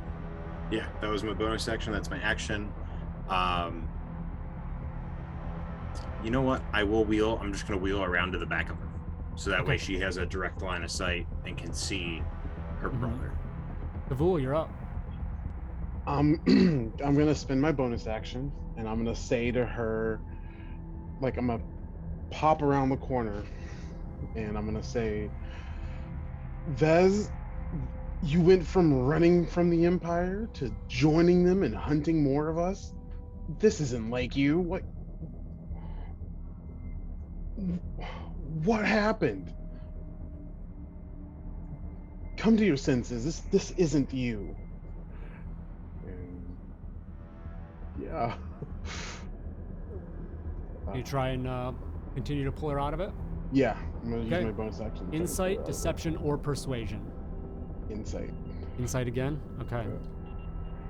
She will be using deception. So, you get advantage on the roll. She has disadvantage on it. Ooh. So roll insight at advantage.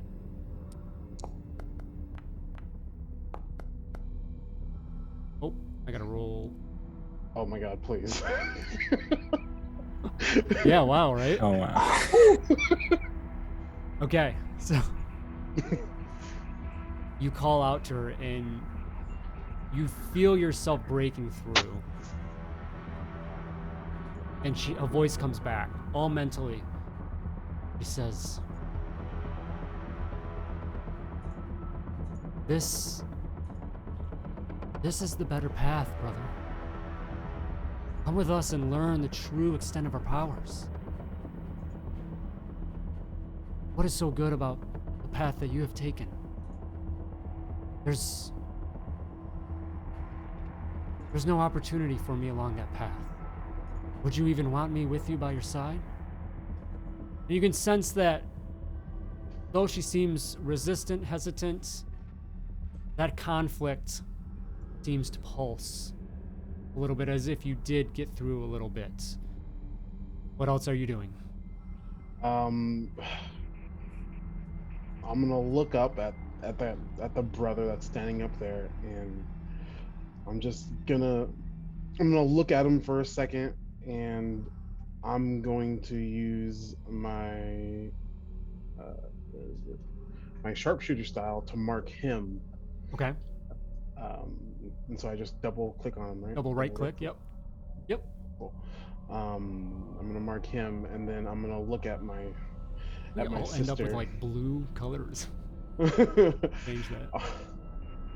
I'm gonna look at my sister, and I'm gonna try and.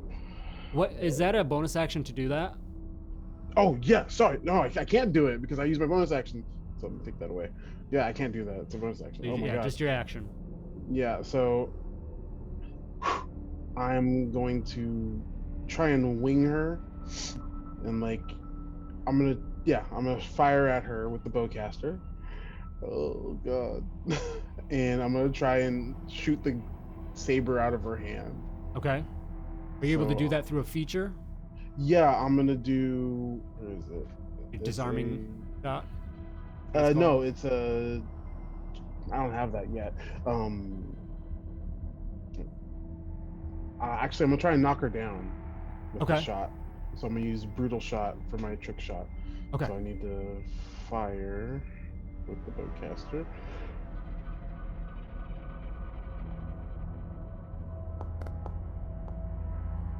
That will definitely hit with the 23. And roll damage. And then, did I hide from her, or am I just like always present? So you're definitely exposed right now. Yeah. Yeah. I was just wondering because I have to burn my sneak attack in order to do. Well, you have somebody right next to.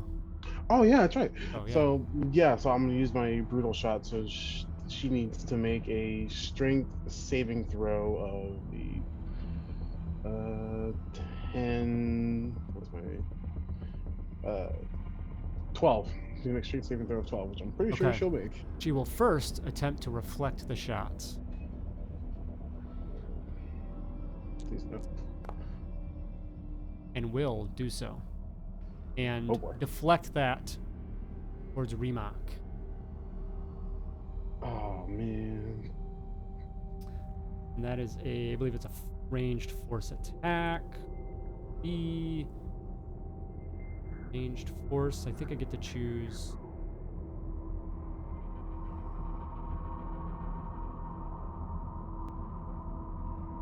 Should just be 14 Remok will not hit. Hit, nope. Heck.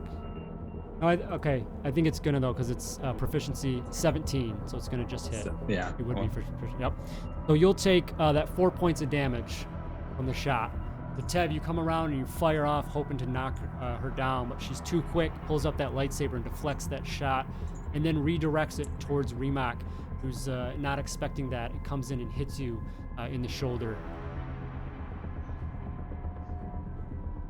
I look at Tev and back. Just gotta be careful with those shots. That hurt. Sorry. Tev, anything else? Any movement or anything? No, just going right back and. Oh yeah, just going right back in here, and Okay. that's all I'm gonna do. Oh, 17th boy. sister then just she continuing to look over in your direction and sees you kind of go around the column, and then just turns her focus back to the other three here and looks about, and you can just see this moment of scanning the crowd of, okay, what am I gonna do? What does she want to do? And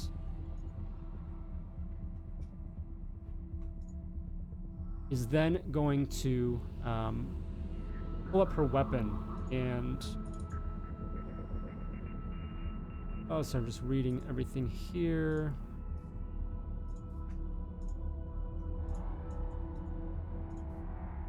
Okay, she holds out her weapon and it floats out before her, and as she animates it, and then it's gonna fly towards Remok and take a swipe.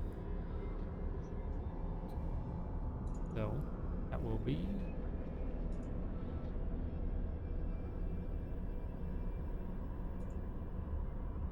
this plus 3. Oh, let me do it this way.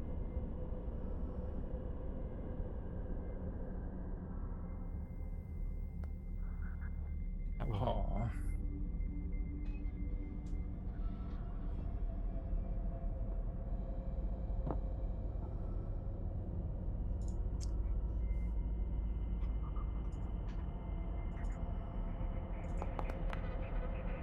Nine points of energy damage from blade. Okay. And then the blade, after it comes in and slashes the Bothan, it then continues to float, and it flies over towards Zash, striking out for another hit attempt. A nat 20. Oh boy. Ooh, that'll just miss. Sorry. As the blade hits heavily into you for 13 points of energy damage. And then the blade, still floating in between you, starts to retreat towards her. Still not in her reach, but it is closer back to her. 5, 20. Actually, yeah, she gets it back. She brings the blade back to her hand. And that's her turn. Remok, you're up. Okay. I think if I was a bonus action, I'll grab my med pack and just quickly jab it into myself to patch up those wounds. I think that's a hit die, right? Yes. Yep. Okay. Plus your con modifier there. Fortunately, I don't have a con modifier. Okay. So just 5. 5 points, so that's good. I'm going to call out to Dev. I'm like, Dev, we're putting all our faith in you, and I'm trying, man. I'm trying. I'm gonna try something that's either going to work or probably get me slaughtered. I'm gonna walk up to the 17th sister, and I'm going to attempt to grapple her. Okay.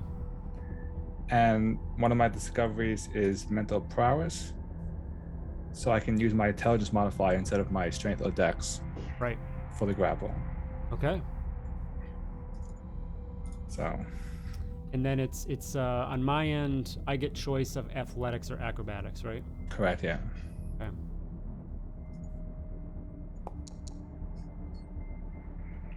$16. Very nice. 19. You, in this moment of desperation, just trying to see what you can do about the situation. Rush up, and her blade is coming back in, and as it does, she's kind of concentrating on bringing that in, and you sneak up onto her and just reach out for a grapple, and now have her in your grasp, so she cannot move anymore. She's still able to attack, she just can't move in this grappled state. That your full turn? Yeah. Zash, you're up. What does her being grappled like do gameplay wise for me? Basically, she just can't move. Okay. Yeah, She can't move, and her speed is effectively 0. So anything that requires speed doesn't. Yeah. Okay. I'm gonna move over to here to get a better shot and try to go a little bit farther away after she threw her lightsaber. As I'm going, I'm gonna take a med pack and say to Tev, like, Tev, she's not playing. Med pack, you said is the hit dice?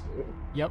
But it's roll like a D10, or like, is there a thing I can just roll a hit dice? I don't, because you can only do it when you short rest. So just do do D10 plus your con modifier. Okay, my con's just 1, so. Add that in.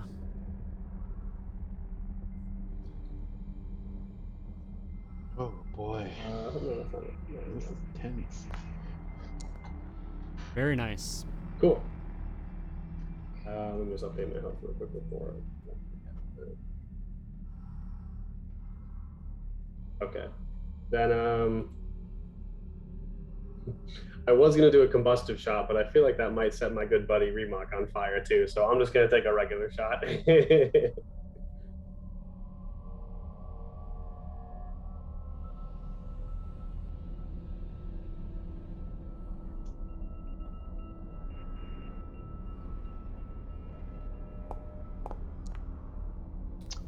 Very nice. Nat 20, let's go. That definitely hits. I shouldn't be saying A, but you know.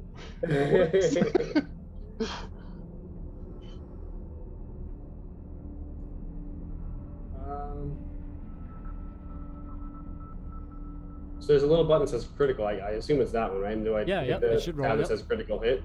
Yep. Okay. Oh my god. They Wow, know that man. the computer knows that we want to try to save her, maybe. 2 ones on the damage roll for a total of 7. Better than nothing, but man, what a Oh my god. roll. Oh my goodness. In this grappled state and just kind of there, she doesn't really take an opportunity to try and deflect the shot back, so it does hit. And as you say, you're trying to be careful to not hit your counterparts, so you don't really hit a vital area. You still hit at least. Anything else? No, I think that. No, I used my bonus action for my thing. I moved and I shot her. Try and pat your pride. Craq, you are up, and I will absolutely give you flanking. Your Bothan counterpart there.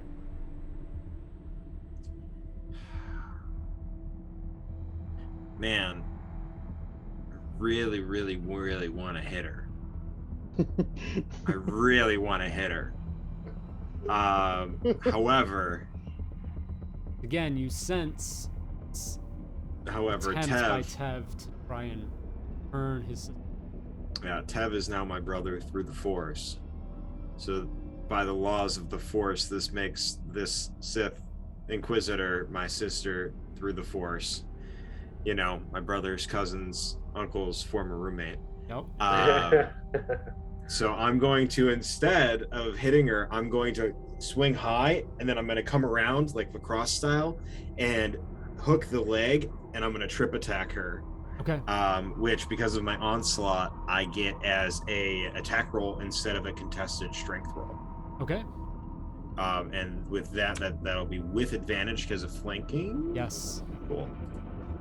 So I'll do that. Ooh, 23. I'm not even gonna roll the d4. So she is now prone. Prone, yes. Prone and grapple. Remok, you can go down with her as she does, just still kind of grappling. Yeah. I Still will. doesn't have movement. Yes. And then I'll take the head of my gaffy stick and just kind of lay it like on her shoulder, like next to her head. Yep. And as my bonus action, I'm just gonna say, or all I'm gonna say is, "He is your blood." Oh, that's not what he sounds like. He's your blood, and you share a bond through the Force. We're one and the same. Come back to him. All right. Give me a Oh boy. Give me a skill check that requires insight, something. persuasion, or deception. Oh God, I'm being honest. Persuasion Insight. No, I'll use insight. I'm proficient in insight. There we go. That's a 18. That was a 18. roller coaster. All right. Yeah, 18. So I'm utilizing the bonus table from the Starship stuff, so that is a +3 to Tev's attempt, assuming he continues to try and pull her. Then I'll just look up and kind of nod to Tev. Okay. And with that, we do go to Tev. Tev's gonna I'm gonna use my movement first, and I'm gonna he's gonna leave cover and then just get directly next to her, Okay. and then take his helmet off and he'll throw it to the side, and it's just his face, and he'll just look down at her and he'll say, "Do you remember when we were kids and you fell into the lake by the house, and I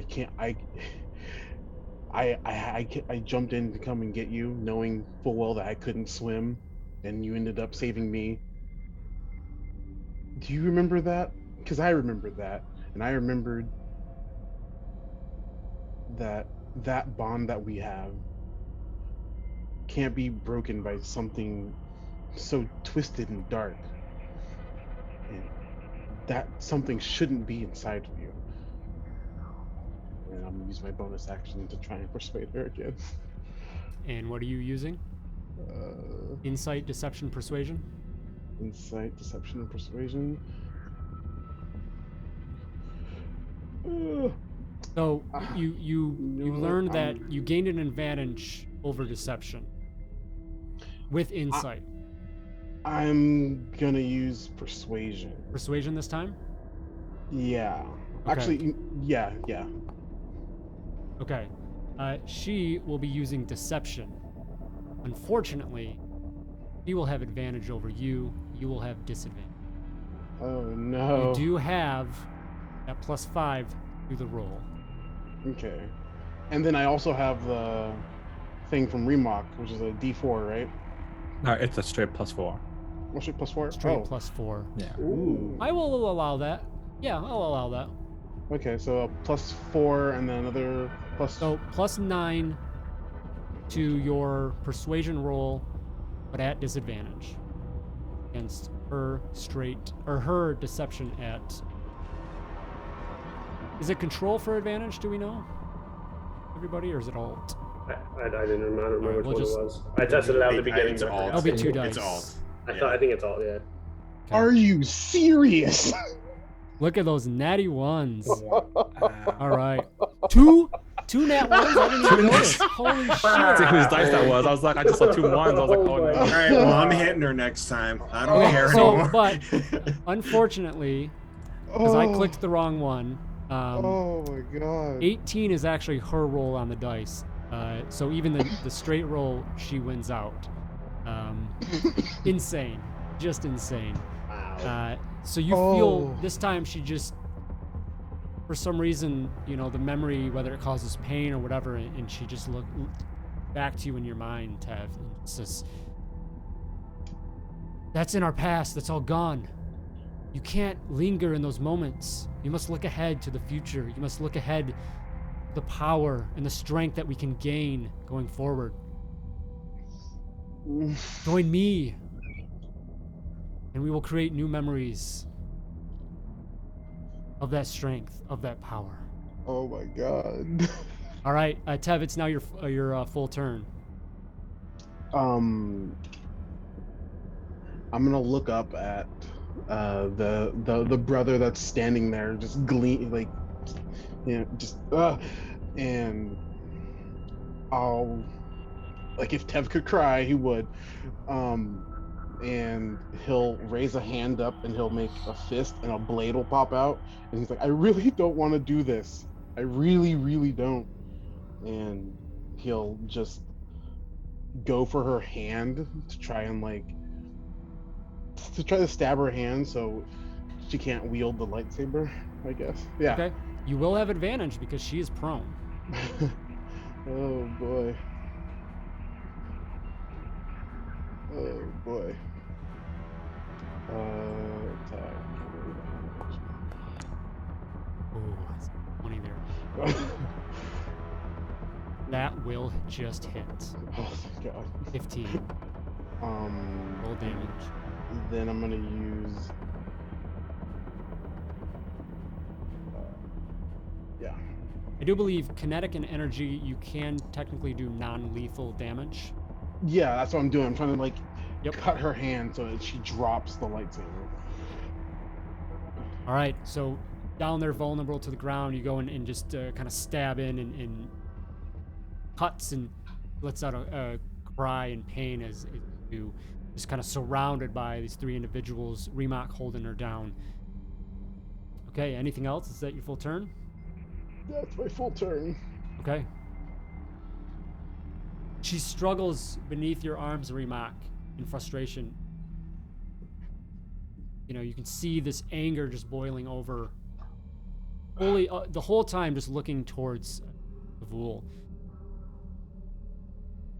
And then all of a sudden, there's this shimmer, and Remok, you're pressing down to hold her as she's resisting, and then you fall forward as she's just gone. And then appears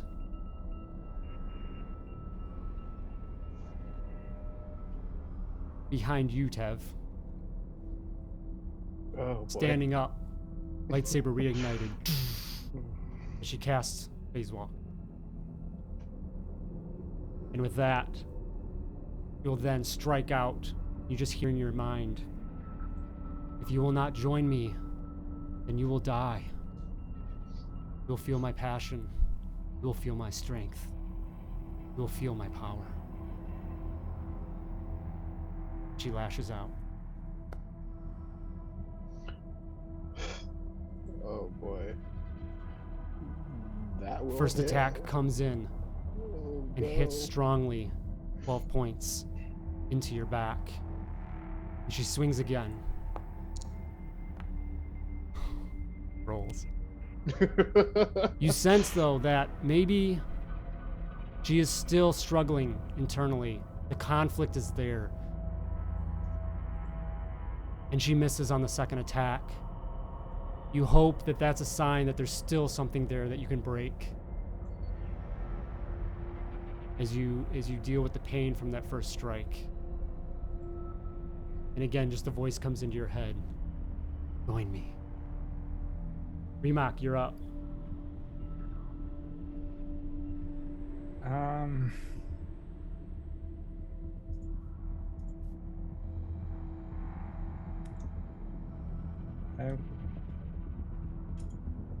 I'm going to, seeing Tav just get hit, pull out another one of my special emergency medicines, and will inject Tevhul with that,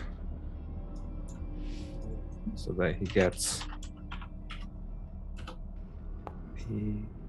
eight hit points back, Okay. and a D4 to his next roll. Okay. And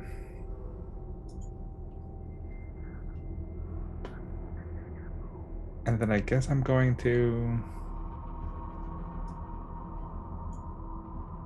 behind Tev, and I'm just going to hide as a bonus action. Okay. Right. Oh. Not even close. Not hit at all. Zash, Good you lord. just don't. Another one of these space wizards disappearing out of, thin air, reappearing, slashing out. Yeah, I'm like, oh my god. I walk over here, and as she's like, oh, feel my strength, feel my power, I'm like, yeah, feel this, you Slimo, and I fire at her with a combustive shot. Don't forget your 2 inspirations all around, everybody. Oh yeah, I forgot. I don't want to save that. Oh. All right, that's a hit, 26.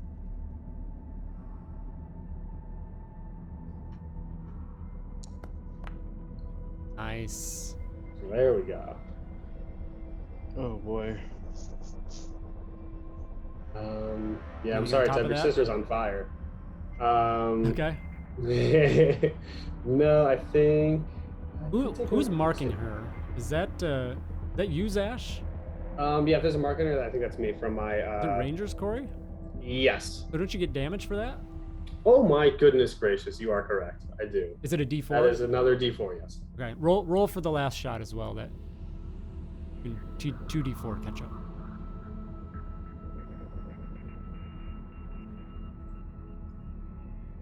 Oh god. Oh, how do I undo? Oh, I can do it like that.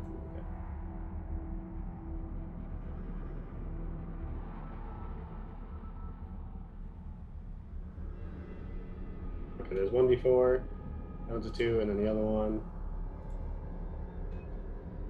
is a 5 3. more. Okay. All right. And then no initial effect on the fire damage, but till the next round she will. Yes. Yeah. The top of, Okay. I think it's my turn. I don't know if it's my turn or if it's the beginning of her turn. Might be hers, but and then based on your modifier, right? Yes, yeah. All right. Anything else for your turn? No, I think that's it. Oh, at the start of so it would be my next turn. The creature Okay. takes fire damage. Yep. Unless they use their Action to put it out. action to put it out. Okay, Craq, you're up. Yeah, I'm gonna run behind her there. As I do, I don't like where I'm at. I do. Oh man, I immediately You're right on regretted the edge that. of that ramp. Too. Yep. This ends badly, always. But I'm gonna look at Tev across the way and just, Tev, I sure hope you know what you're doing. I trust you. You can do this. And I'm gonna go high again and like try to go for the back of the skull. But then as I'm coming down again, sweep the leg and try to knock her prone. I don't want to do that, but I thought you were gonna suplex her. Oh my god. yeah, I kind of I was want gonna say, to. the I really want to. The problem is that doesn't help anybody because we all know when you suplex somebody from the top rope, you both fall, and I don't want that. So no. But do I get advantage on that again? Yeah, for because you're fighting? going to do your feature for attack. Yeah. So Absolutely. that'll be a 22. 2, definitely. Oh Cool. man. So she's prone, and then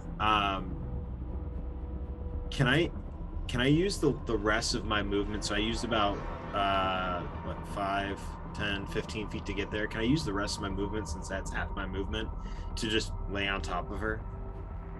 Oh, yeah. All right. So I'm Yeah, gonna do lay that. on top of her, and I'm gonna just go, listen, your brother really loves you to the point where I'm willing to sacrifice my life to help my brother in the Force here. Can you please let him in? I don't know if that's something you could do, but like, this is the last time I'm gonna ask nicely, ma'am, and I'm gonna try. Persuasion, deception, or insight. I'm gonna Just love the insight. politeness about it. As you lay on polite top of her, Tusken you ever. hear Zash go, Yes! she is on fire. Yeah, that actually is true. She is on fire, Craq. That's fine. That is fine. That's fine. Okay. Listen, I'm from the Dune Sea. Fire is nothing. Okay. So that will be a Badass. +4 to Tev's attempt. I swear, if you roll another natural 1, Tev. All right. That wasn't my fault. Tev, you are up. I'm just gonna look at her again. I'm gonna reach down and I'm actually I'm gonna pull out my mirror I'm gonna reach down and I'm gonna take off, like try and take off her helmet. Like, can I use my action to take her helmet off, or is that like? Because you got to pull your mirror out as well. So yeah, like I'd say it'd have to be, it's like an object interaction. So it'd be an action for that, an additional one. Okay, so okay, then I won't take the mirror out. So I'll just reach down. I'll grab her helmet and take it off, and I'll look at her and just face to face and say, "The Empire hunted us, and now you're hunting more of us. Our race dwindles by the day, and you're contributing to that. Are you after you hunt me? Are you gonna hunt mom and dad too?" And I'm gonna use my bonus action to try and bring her back. And what are you using this time? Insight, deception, or persuasion? I'm gonna use insight. Okay. She will be using persuasion. Unfortunately, she has advantage. You have disadvantage. Oh, God. You do have a +4 on this. You also have +4. the D4 from my prescription. So. Oh, nice. Okay. 1d4 +4. And I'm at disadvantage, right? Yep. Not bad. 16. Beatable. Oh, not with a nat 1, though.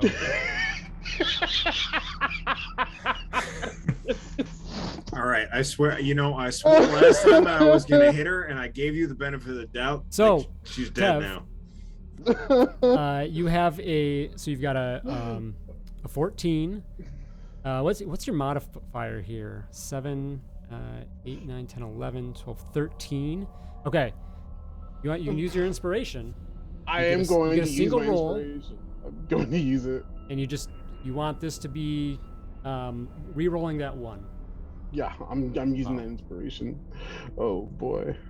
So I'm just it's roll a just d20. normal roll? Straight, just roll it straight d20. Straight d20. Oh boy.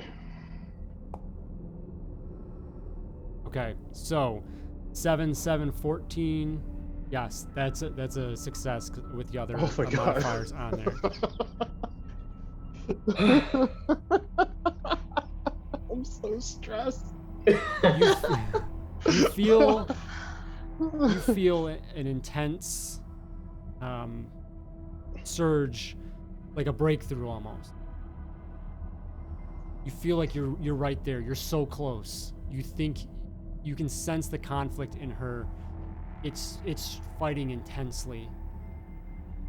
And she doesn't make any reply, but internally you can sense that you are right there. Maybe just one more attempt and you can do it. With that,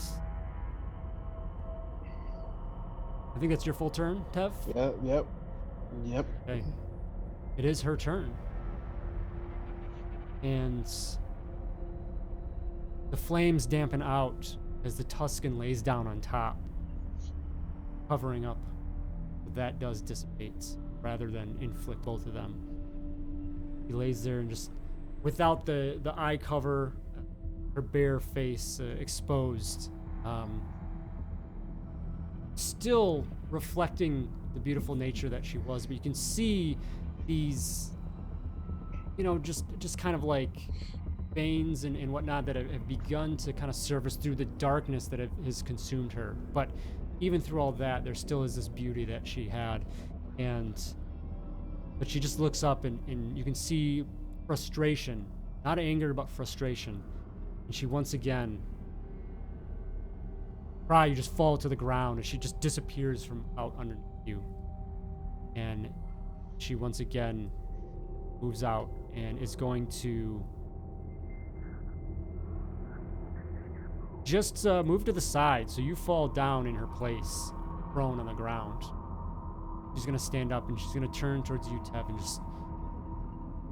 you just don't understand. And she's actually, let's see, can she get over? Yeah, she's gonna go over to you, Zash, actually, because Craq, you did kind of you were kind of getting through as well. But Zash just hit her with a heavy shot and is going to rush over, attack you with a couple swipes of the saber. Nat 1. This game. Yeah, really. Oh my god. This game is so tense. You. Oh my god. Like brother, No. like sister. Yes. It runs in the family, man. It runs in the family. Get out those gremlins, dice gremlins. Here. Oh my goodness, gosh. Foundry. Oh my goodness. All right, well, comes over and the conflict inside her is holding her back, and she knows that Zash, you're with her brother, and she comes over and it's just half-hearted attempt swinging at you and just wildly missing. You are surprised. All could be because you were just anticipating the worst. Remok, you're up.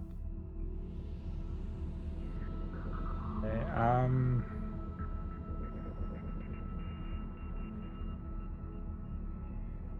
I don't know if this is possible.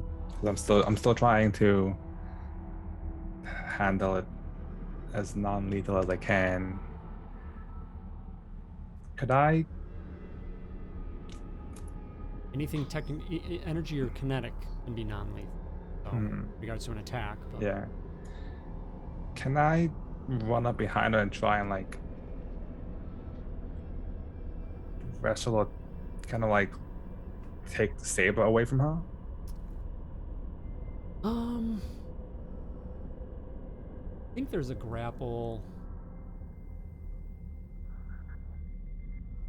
I don't know if it's an attack. I don't know if it's a sleight of hand. I don't know what it would be. I thought there was like some additional.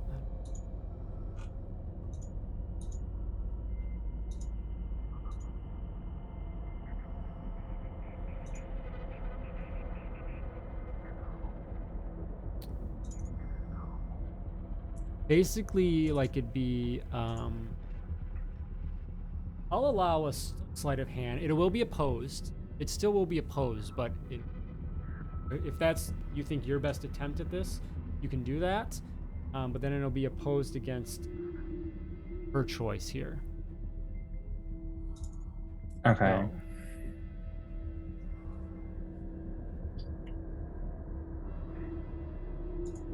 keeping grapple, moving a grapple, shoving. There's shoving and tripping, but there's not really that. So yeah, we'll just do that. So if you want to do that, you certainly can rush up on her and then attempt to try and disarm. I will. That's what I'm gonna do. I'm gonna seeing her swing a bit half-heartedly. I'm gonna try and take the saber as best as I can from my hand, since she's maybe not paying attention Okay. to me right this second. Yep. Go ahead and roll that.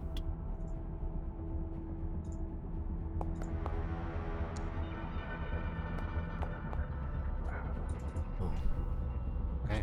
Doable, but just unfortunately not. You rush up and you latch on from underneath the round. She immediately senses that and just tugs away and doesn't allow you to. Can I use any inspiration for that? Absolutely. Use an inspiration. Try again.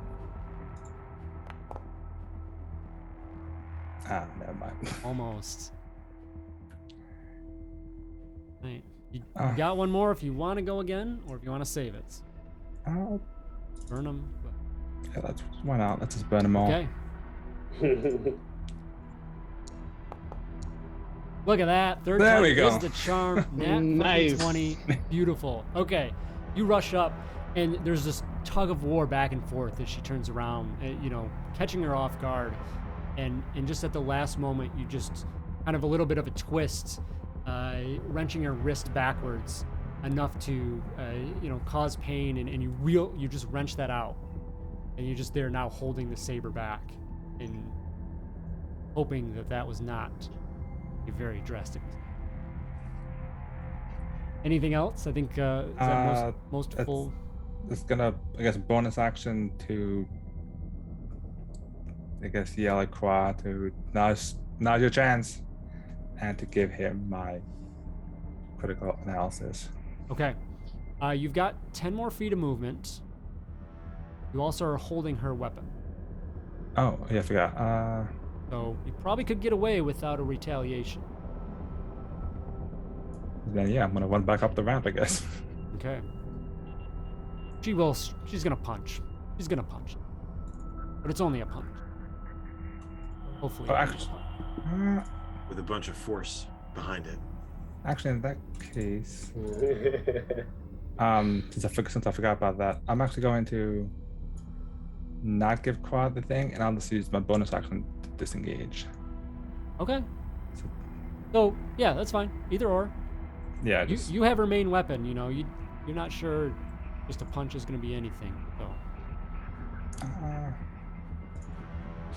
yeah, I'll take the punch. Sure. Okay. All right. You still got to see if she'll connect. Do that first.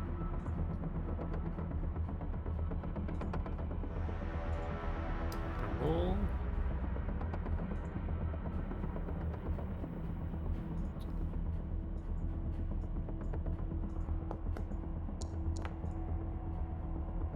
A6. Not hit. Okay. You're just caught off guard. She has to turn around and you are slipped away before she's able. She just comes wildly swinging and you step away. All right. Fantastic turn, Remok. Zash, you are up. Yes, I'm gonna do something a little different. I think after seeing that, like, I feel like I can tell like her heart's like really not in it. After like completely missing those two swings and letting Remok just like run away with her weapon, I think I'm gonna lower my weapon, still holding it, but like kind of lower it, and just say to her like, I can tell your heart's not in this. That's your brother. We can help you. Also, I'm sorry for setting you on fire, but to be fair, you did throw your glow rod at me and my friend. And I'm just gonna... He doesn't know what this thing is. I think I'm just gonna try to reason with her. Whatever effects that has, that's just what he does. Okay. Go ahead and give me a persuasion check.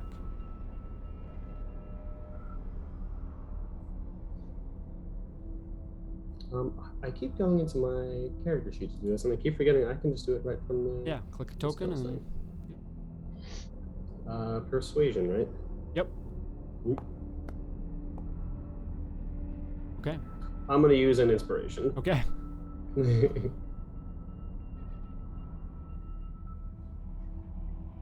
God, we still got Mr. Chuckles up there. Did that not do it? Why didn't I do it? It won't automatically roll. You have to just re-roll it again. Oh, yeah. Oh, there we go. I'm gonna use an inspiration. Okay.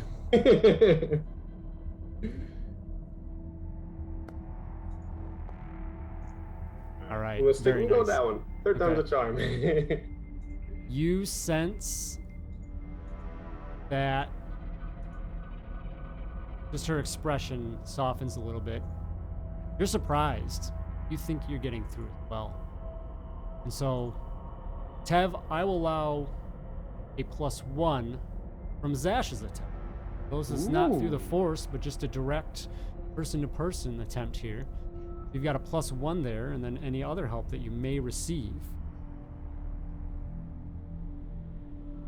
And it's at this moment.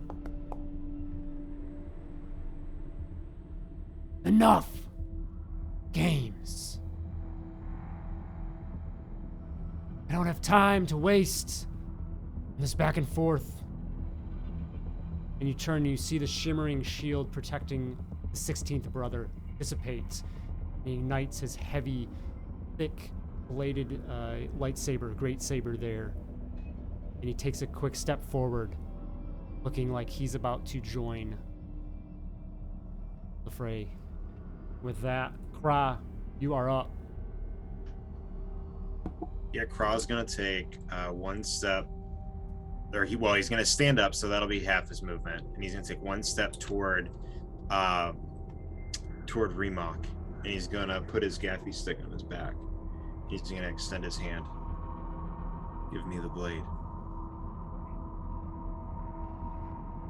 I give him the blade, or does it take him? You can. Nope, you can. Okay, yeah, I'll give him the blade.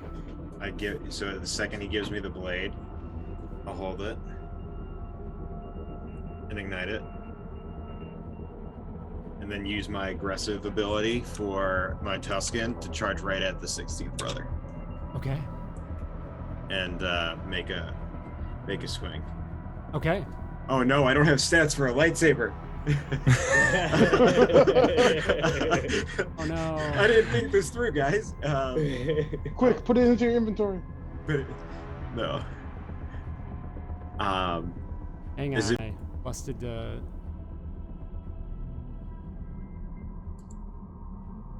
Oh no. Oh, that's why. Zoom went down. Okay. If you, it's just a it's a martial lightsaber. See if that martial might. For inventory. Yeah, like on the website. Item, adventure gear, B, weapons. Yep, that exists. Okay, I think we're back on.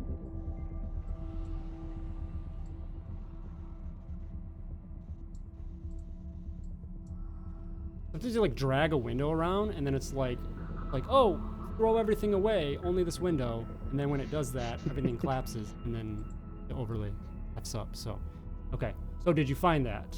Yeah. Oh, cool. And I can still dope. Awesome. Cool. And I'm gonna do it two-handed. Okay. Let's see, martial lightsaber. And because I don't know how to use this thing, I'm gonna go reckless. Why not? Okay. Let's do it. Because I'm still raging. Oh, and I can put my sonic thingy behind it. All right, so that's a 12 plus. Oh, that's weird. It does. Oh, I'm not. Oh no, I'm not proficient. That's a 15 to hit. Okay. 15 will unfortunately miss. And then as a bonus action, I'm going to. Gonna spend an inspo on that. You know what? Yeah, I got 2. Why not? Yeah, let's do that. Also use the +4 if you really want Oh, to. I didn't use. Oh wait, yeah, I still have a +4. Hang on, I got a plus. Do I? Okay. I don't have a +4 from you, do I? Remok? Yeah. Oh, How and long I have. does it last from that like med? Oh, from my. No. It's from my bonus action when I. Oh, you're right. Yeah. Yeah, He because just you did took something. the hit. Yeah. So And I still have my alcohol, so that's plus 2d4s. So that's going to be +5, so a dirty 20. it hits. Okay, that was an emotional roller coaster. I'm not going to use my Sonic. I'm not going to use my Sonic. Okay. I'm just going to see if what the hype is about these glow rods is. So that's just oh, it's being weird. Okay. I'm just going to roll 1d10 because I'm not proficient, so I wouldn't add my strength to it, so it does 4 damage. Okay. All right. And then bonus action, I'm going to turn around and just yell, you know, if you don't listen to your brother, we're all going to die here, including you now, because this guy seems really ticked off. Did you go reckless on that, by the way? I did. Yeah. So did you roll advantage though? Yeah, that was with advantage. I got a 15. Oh, I see it. Yep, you did. All right. Yeah. Okay. All right. That is your full turn. Yeah, I'm going to use insight for that one, for my bonus action. Oh, your bonus action assisting. Okay. Yeah. Yes, go ahead. Oh! 16. Almost there. 20 on my screen, almost. But 16 still helps. And that will grant 2 more. So +3 total on the attempt. Tevhul, it is your turn. I'm going to walk or run over to where she is. And then I'm going to grab her by the shoulders, turn her around, and just look at her and say, this isn't you. Growing up, you were the nicest person, and I could never see you killing somebody. I love you. And then he's just gonna come in and give her a hug. Okay. What are you using? I am going to use. I'm gonna use persuasion. Persuasion? Mm-hmm. Okay. It bit me in the butt last time, but I'm giving it a shot.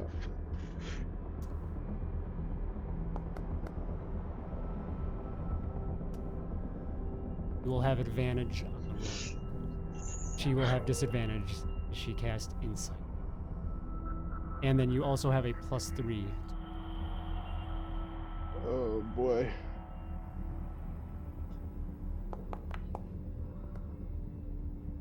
An 8. Okay. You move over towards your sister and wrap your arms around her. And you feel this wave of dark energy pulse, like pulling from her into you. It's painful. But then it goes through you and you can sense it leaving behind you. And you can then, feeling and seeing the glow right there in your arms with your sister, fade from this dark shadow into a glowing bright light. And then you just hear a whisper, not in your mind, but verbally. I'm sorry, Mother, I'm sorry. Thank you. Oh, thank God, I didn't end up like Han. Oh, jeez.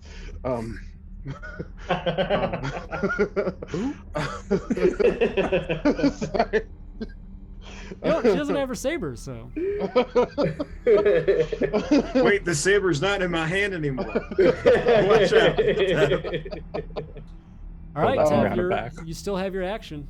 I'm gonna use my action to turn and face the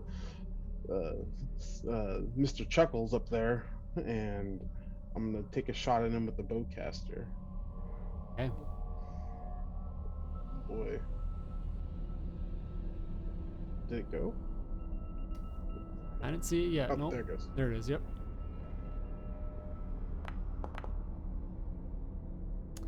That will hit. Yeah. You have somebody nearby for sneak attack. Oh boy. Oh boy. 15 on the hit. Right. Pretty solid 11 points as fire the bowcaster across, hitting into there. You finally are. You had some time to kind of look over this bowcaster as well, and you know the one that you picked up from the Trandoshan bounty hunter. You realize like there's a lot of really interesting contraptions and things, and you see that you know you hit one of these charges, these extra charges in here that go off, and you've studied this, and so there's an opportunity for like an acid shot, a blindness, concussion, entanglement, or paralysis. Ooh. So roll me a d10. Just a straight D10.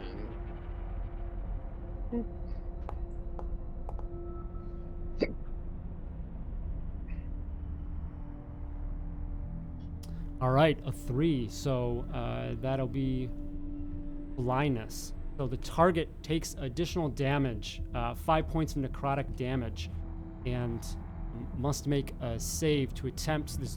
You see as the shot goes in and hits the Inquisitor, there's a burst of flashing light. Brah, you also give me a dexterity saving throw.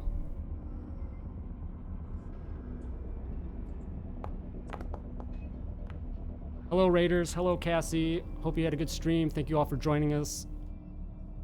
19. Shit's getting wild here. 19. You immediately, this flash goes off, and you just cover your eyes, so you are not affected by that. And then the brother will attempt to do the same.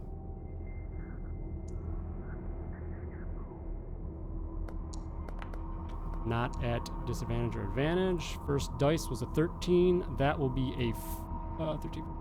Will succeed as well. So the brightness, the flash of light does not affect, but still was that additional damage. And you realize this thing has some pretty cool tools on it there. Just look With at that, it. I like this. with that, we go to the 16th brother. And Craq, you can just get this sense that he's not happy. And he just looks at you and says, "Turn around and watch as I destroy your friends." And he raises up a hand and just points it out towards the group. And you feel like through you, just this burst of force energy through you that almost hits. As then this just eruption of energy centers on the rest of you. Please give me dexterity saving throws. Oh boy. Everyone? Everyone but Craq. Oh boy. Ooh. He's saving the best for last. I get it. It's okay. Okay. Let's see. Is there cover within 10 feet of me? Nope. Dexterity saving throw, you said? Dexterity saving throw, yes.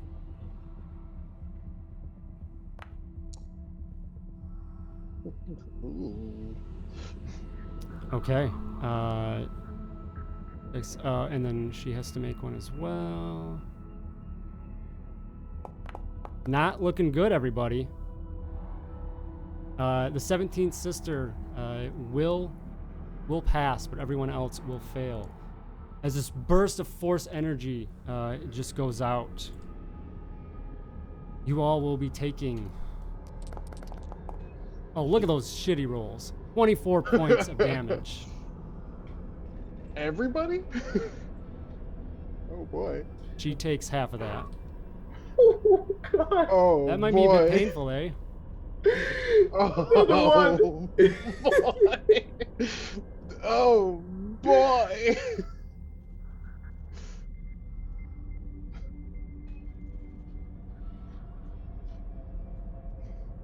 Taking anybody out?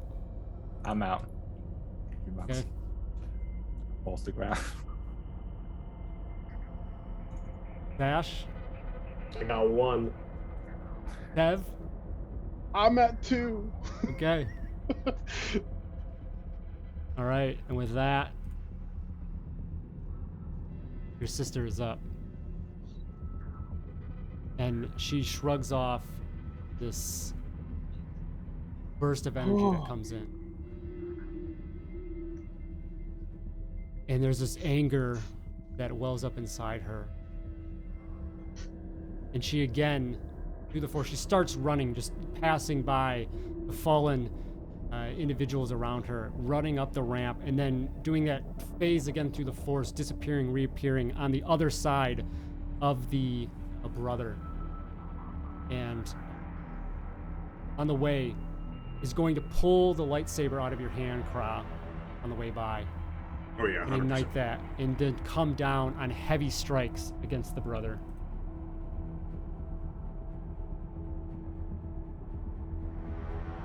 At advantage. That'll hit.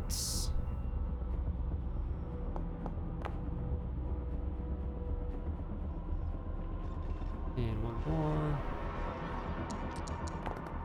All these rolls. 19, that'll hit.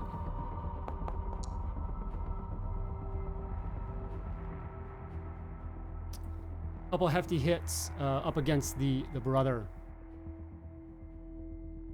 With that, Remok. Death saving throw number 1. I do believe there's a spot on your character sheet to roll. I think so, yeah. Okay, that is +1. Dash, you are up. Slowly get up. You Griffin wizards. I move over here. I fire a Colto Pack at Remok. To get him up. It's first level tech power.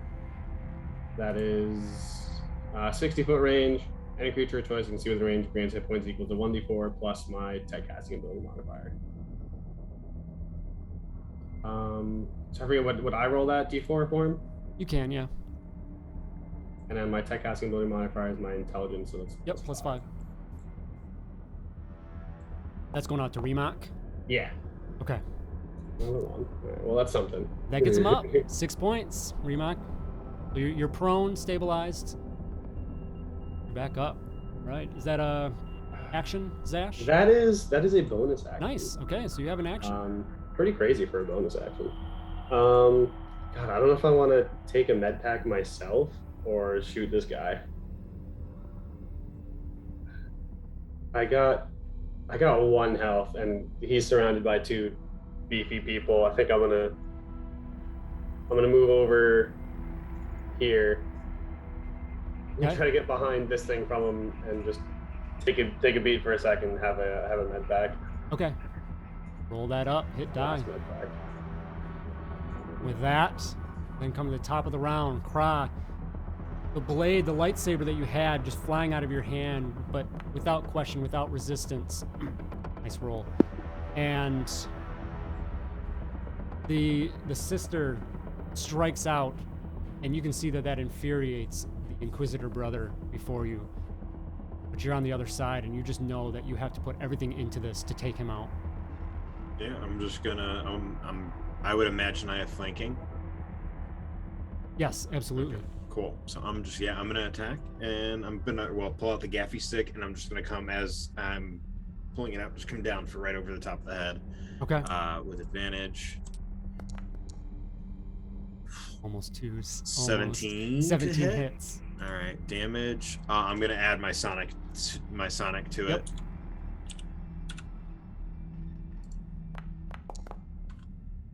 That's gonna be 12 points of kinetic, and then like 2 points or Healthy something. hit. 3 points Goes of, into him hard. Definitely Um, hits. And then I don't have anything I can do. I don't think as a bonus action. Just for giggles, could I let go of my gaffy stick and like hold it in one hand and just like try to punch him in the ribs as my bonus action? You have like an unarmed attack with a bonus action? No. Yeah, no. Yeah, no. All right, nothing. Cool. That's it. All right. Tev. Oh boy. I am real hurt. I'm just gonna, just kind of walk over here, and I'm gonna use my bonus action to finally mark him with my sharpshooter. Absolutely. And I'm gonna take another shot with this bowcaster. Oh boy.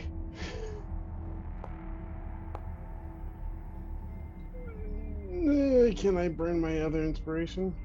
If you have it, yes.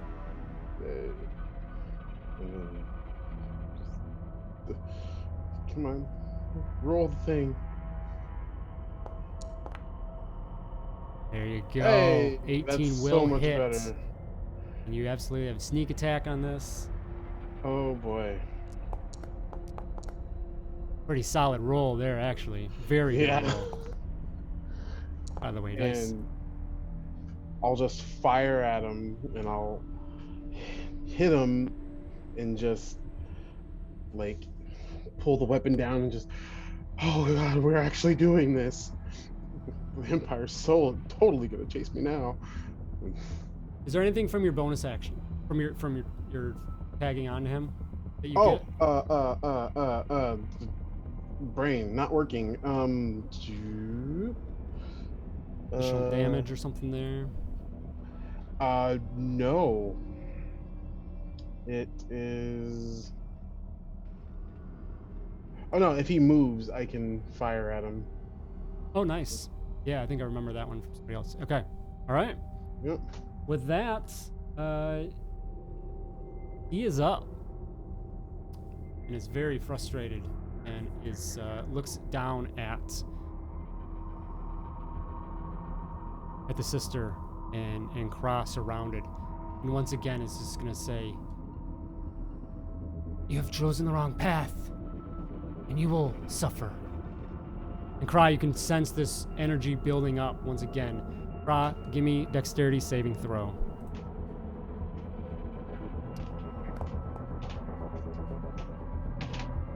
A 10. That's unfortunate. Nice. Oh, you have I anything don't to like go that. against it, I don't or- like that. Do you have inspiration, Craq, or are you spent? Oh, I have an inspiration. You're right. Yep. So roll 1d20. Straight d20 on that. Nope. 10. Not any better. Okay. Remok, you got something? Oh yeah, I'll use my reaction. What do you give him? Oh, yeah, it's a D4, so I don't know if Not that gonna will- help. Not gonna Okay. help, unfortunately. So, Don't know- yeah. okay. So with that, That's fine. I got some unfortunately, help. I got some Craq and Vez? Is it? I keep going. Yeah, Vez. We'll be taking 8d6. 27 points of force energy as it just erupts out from the brother there.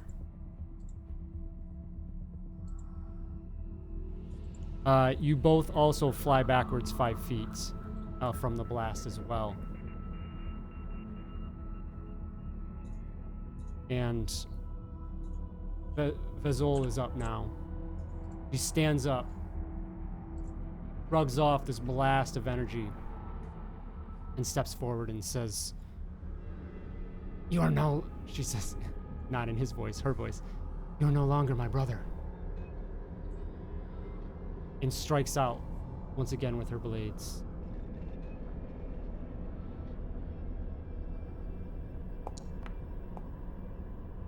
Hitting on the first one. Coming down with hit. Nat 20, let's go. 9 more points. The 16th brother is looking in horrible shape. Gashes throughout his uniform, his armor and whatnot. His helmet cracked, and parts of the individual beneath the mask showing. Remok, you lie there prone, thankfully saved by Zash's med pack. You're up. I'll stand up. Bonus action to pop a med pack into myself. Absolutely. For 6. Very nice. And then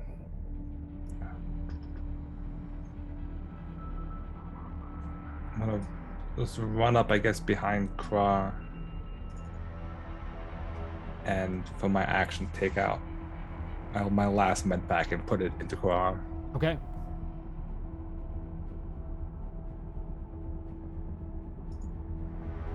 That's a D12 for me, right? Yes, sorry. You're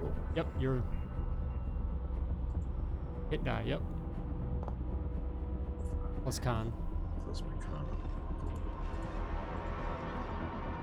Pretty good there? Okay. Alright. Dash.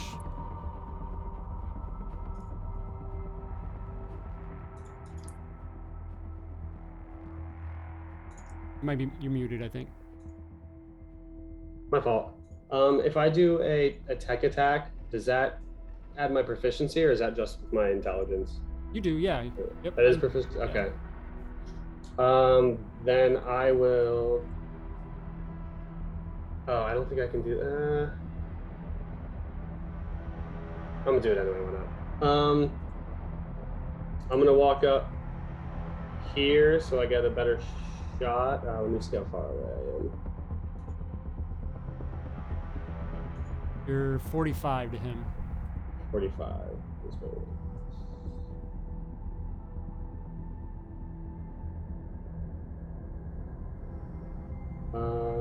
Sorry, I'm taking forever. Oh, that is a big range. Okay. I'm gonna walk up and I'm gonna say dibs on his glow rod, and I'm gonna cast Tracer Bolt.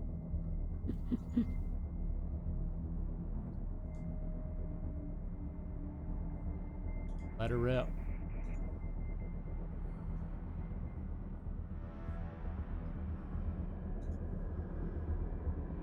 The ranged tech attack is just d20 plus intelligence plus, yeah.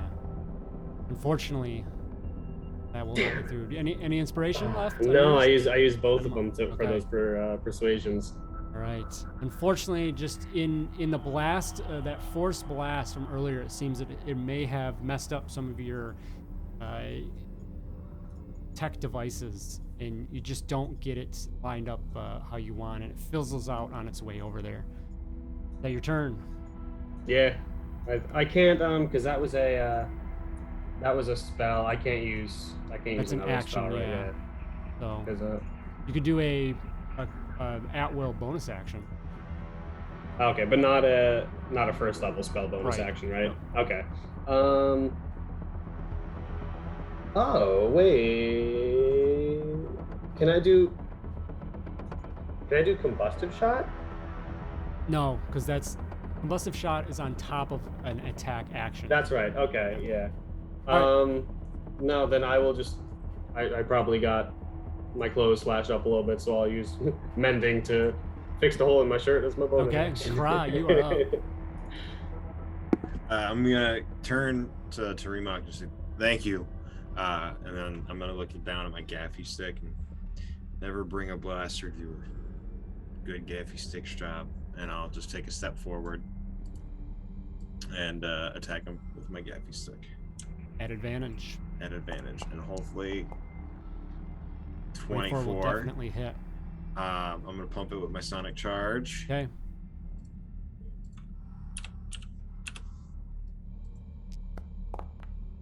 So that'll be 9 points. Oof, that's low. 9 points of damage. How do you take him out? I am going to go and I'm going to swing, and when I hit, I want the edge of it to hit his helmet and just crack open his helmet so I can see his face as he's falling to the ground. You go up and swinging the stick around, coming and just crack. And the already shattered helmet shatters completely and just falls off of his face. And this bald-headed, very white pale male figure there before you as this heavy, the stick goes in and the side of his face is now bleeding intensely as his eyes just kind of start to roll back in his head as it completely knock him out. He begins to fall to the ground. His face is just kind of wrinkled and aged, probably from the taint of the dark side of the Force, and he falls with a thud to the ground. And then having felt the power of the dark side through multiple ways, I'm going to just stand over the body and really quick with the bottom end, the sharp end of my gaffy stick, just put 2 holes in his chest. Okay.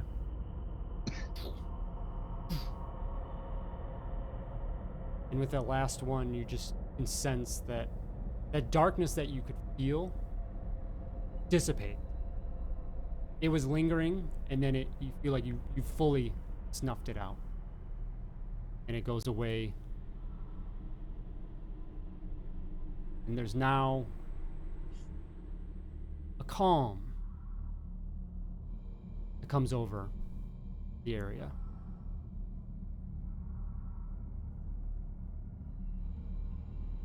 The other individual there with female says, breathing heavily, catching her breath for what's going on, looking around. Tevhul doing the same. Zash doing the same. And finally, you hear footsteps rushing as Ch.1 Station security arrives. Not very many, just a handful. Just surveying, wondering what the criff happened here. But you're able to take care of that. You're able to recognize there's a unspoken peace between those of Ch.1 Station and the Imperials, and for something to happen like this, they know that this was definitely not in their jurisdiction. The body of the 16th brother is taken away. I think before that, like, well, during this awkward silence, Zash is like, "Don't mind me, just gonna." And then I definitely take the lightsaber. Okay. Right. He wanted that like since the moment it was ignited. So you do pick up that, and that is a great saber. It's hefty, a lot of weight in your hand. Grab that souvenir. Vez looks at you, Tevhul, and again, thank you, brother. I'm so sorry, but I'm glad you helped me see the light. You're welcome. I think I need a bed, and yeah, I think I need a bed. He turns and puts a hand over on your shoulder, Craq. And thank you. You had just as much to do with this as anyone else. If not more, to show that a stranger would go out of their way to help someone like me. I lost my way. You helped me find it. You're truly honorable.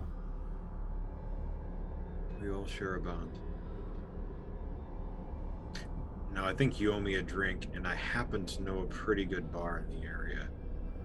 I actually worked there once. Tev will definitely just like walk up to Craq and just like since he doesn't have his helmet on, like he'll look directly at him and he'll just stick a hand out and say thank you. This has been a long time coming, and I owe you and everybody else my sister's life. I'm truly appreciative. Craq would grab Tev's arm and pull him in for a big old bear hug. Oh, Force you smell works. like whiskey. I gotta make that con save. What's that? For your drink? For my drink. Oh no, I failed. So I'm like, I got minus D4 on like a bunch of checks for a while, but I don't think I'm gonna have to roll anytime soon. But I'll bring him in, give him a hug. After you have your moment of coming down from this intense situation, this intense conversation, to head off and stop by Rusty Droid Cantina. Craq had worked before, and see you're actually surprised. You see your old boss actually behind the bar. Craq, what are you doing? You come back to work? No, just coming by to pick up a few Come on, things. you sure, man? I'm just over my head. I can't deal with this criff anymore. I can't find any help. You're the best in the biz. Listen, you give me 1,000 credits a week. What are you get Listen, out that's of here what with I'm that. worth now. I'm about to go to a Hutt and get 1,000,000 credits right now. Are you serious? Give me a deception check. Oh god. At a minus D4. Yeah, I'm gonna take that with the I did not think that through. Let's see, how do I do that? Let's see, minus 1d4. Let's see if that worked. Oh, that was almost a natural 20 too. I can see right through you, Craq. You so full of it. You so full of that poodoo. You know what though, and I'm just gonna reach behind. You can just tell me no. About that, I'm just gonna grab a bottle and I'm just gonna walk away. You better not see you back here. You know you will. It's like on the way to the rest of the galaxy. You are my favorite manager. With that, you head off, not stopping to hang out in the bar, but heading back to Corlear's palace, back on Hutt. Taking a shuttle there, just the entire time. Probably a lot of silence. You head back to Corlear.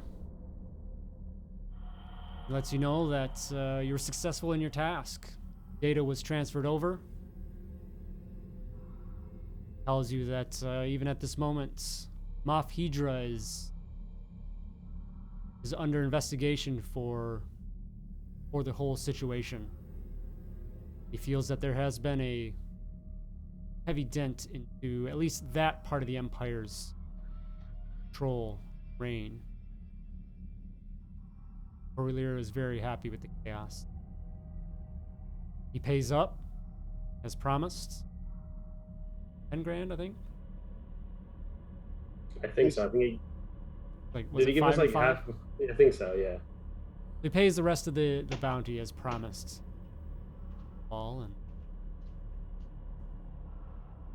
you've all done good. There's plenty more work if you want. Craq, I've got a new pet. Perhaps if you'd like, you can train that for its future bouts in the gauntlet.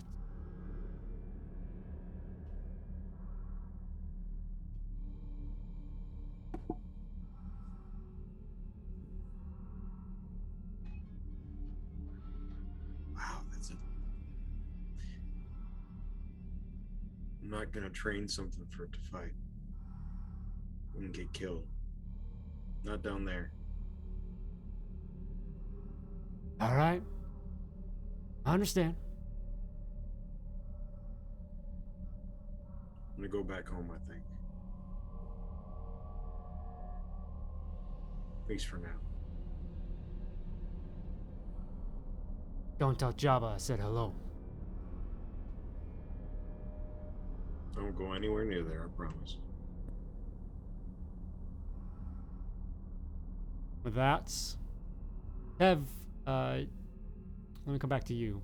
Zash, where do you wander off to? Zash takes a vacation. Valo, somewhere nice.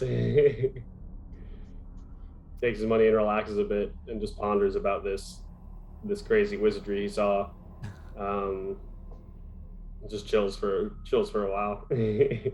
Still Relax on the beach still somewhere. with the lightsaber? Oh do you do yeah, Just take that along, or? Oh yeah, he just takes it along. Like every once in a while, when he's like by himself. He's like, oh, man. Remok, what do you run off to?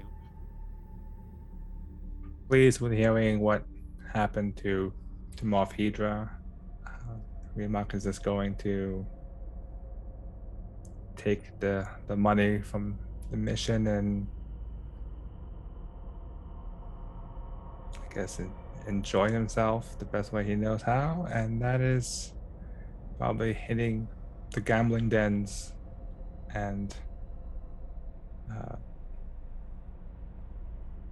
Double that money. that's his vacation basically. Okay. Tevhul, along with your sister, where do you head off to? Well, I think we would first just spend some time on like Nar Shaddaa and just get lost and at least let things cool down a bit, and reacquaint with one another and tell stories of what we've been through and what's been going on in our lives back and forth, and then eventually I might seek out Craq eventually, because to Tev, he really hasn't met another Force user besides his sister, and it'd be nice to maybe learn a bit more. And heard there was this old guy on Tatooine. Gonna say, as They should really make a show out of that. the camera pulls out from now Hutt or Lears. Well, actually, Narshada, following Tevhul and Vez. It comes over to 2 points of bright light that fill out to be twin sons of Tatooine. Tatooine there glows reddish brown. The desert dry. And pans down into an individual riding on the back of a band. Robes, stick on its back. And another, 2 individuals on another bantha coming together, their paths converging. Both dismounting as Tevhul and Craq do reunite. Hot sands of Tatooine running with a handshake. Then the view pans up towards the sky, the blue, bright, hot sky of the daytime until it gets out of atmosphere into the black space. And that ends Chapter 1 of Hutt Space Adventure. Fuck yeah, everyone. That was fantastic. Hell yeah. That was great. Thank you so Let's much. go. That was so good.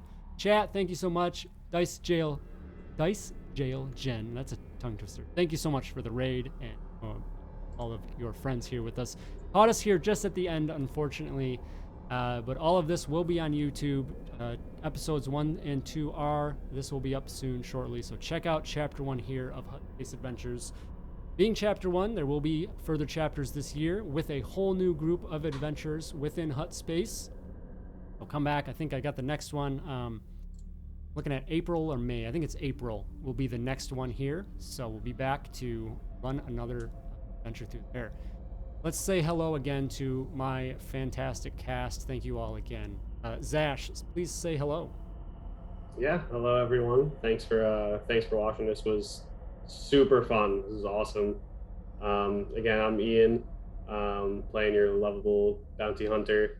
No plugs for me. Not super social on any social platforms or anything. But if that does happen, if I start any streams or anything, I'll let y'all know. But thanks for watching. Absolutely. Thank you so much for being here. Rob, Remok, say hello. Hi, I'm Rob. On socials, I am Sage Tower Games. I primarily GM Pathfinder, 2nd edition, City of Mist, those type of systems. And yeah, the only thing I have, I guess, to plug is my own Pathfinder campaign on Sunday nights. But other than that, this was a lot of fun, and it was definitely an intense last session. Yeah, absolutely. Thank you for being here as well. Appreciate it. Branden, Tevhul, say hello. Hi, my name's Branden. I play Tevhul, who's totally not stressed out of his gourd during that whole thing. But you can find me on like Twitter at Xantillis. I DM some Star Wars game and another Star Wars game for my brother who's currently overseas. So yeah, that's about it for me. But thanks for watching, guys, and family drama. Absolutely. Thanks for being here. It's fun. And last but not least, Logan, aka Craq. Yeah, I'm Logan. Today and in the other streams, I played Craq, the Tusken Raider Marauder Berserker. Bartender, don't forget that. And bartender, yeah, and bartender extraordinaire. Yeah, he was so good he quit his job. But no, you guys can find me at the Red Hair Inn, where we play D&D. We write homebrew, do a bunch of stuff within my world, the lands of Ecrium. Thank you, Todd, for having me on. Thank you to all of the wonderful other players that I've been playing with. It was an awesome experience, and thank you guys for watching. Absolutely. Thank you. Once again, all 4 of you, thank you so very much. This was amazing. Perfect little story here. Appreciate you being part of that. So That's it here. Once again, you all here in the Bounce House. I am Todd Moonbounce. Thank you for being here and watching along. Be sure to check out the VODs on YouTube, of course. I will be back tomorrow night for the finale of my Deadlands campaign, Savage Worlds. So if you want to go to the Weird West, come check us out tomorrow night, 8 p.m. Eastern Time, for the finale of the Horror at Headstone Hill module. Looking forward to that one as well. And then Sunday nights, come back around, 8 p.m. will be episode 4 of my Dead Planet Mothership RPG campaign. Get into some sci-fi horror with Mothership. It's gotten pretty crazy. Come check that out as well here, 8 p.m. Eastern.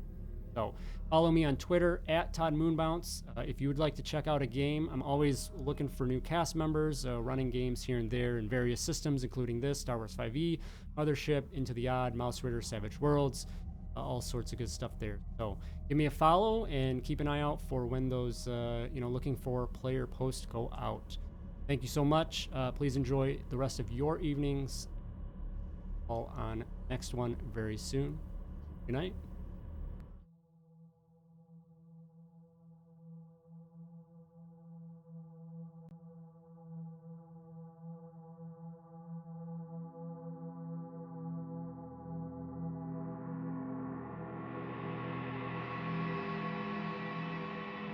Thank you.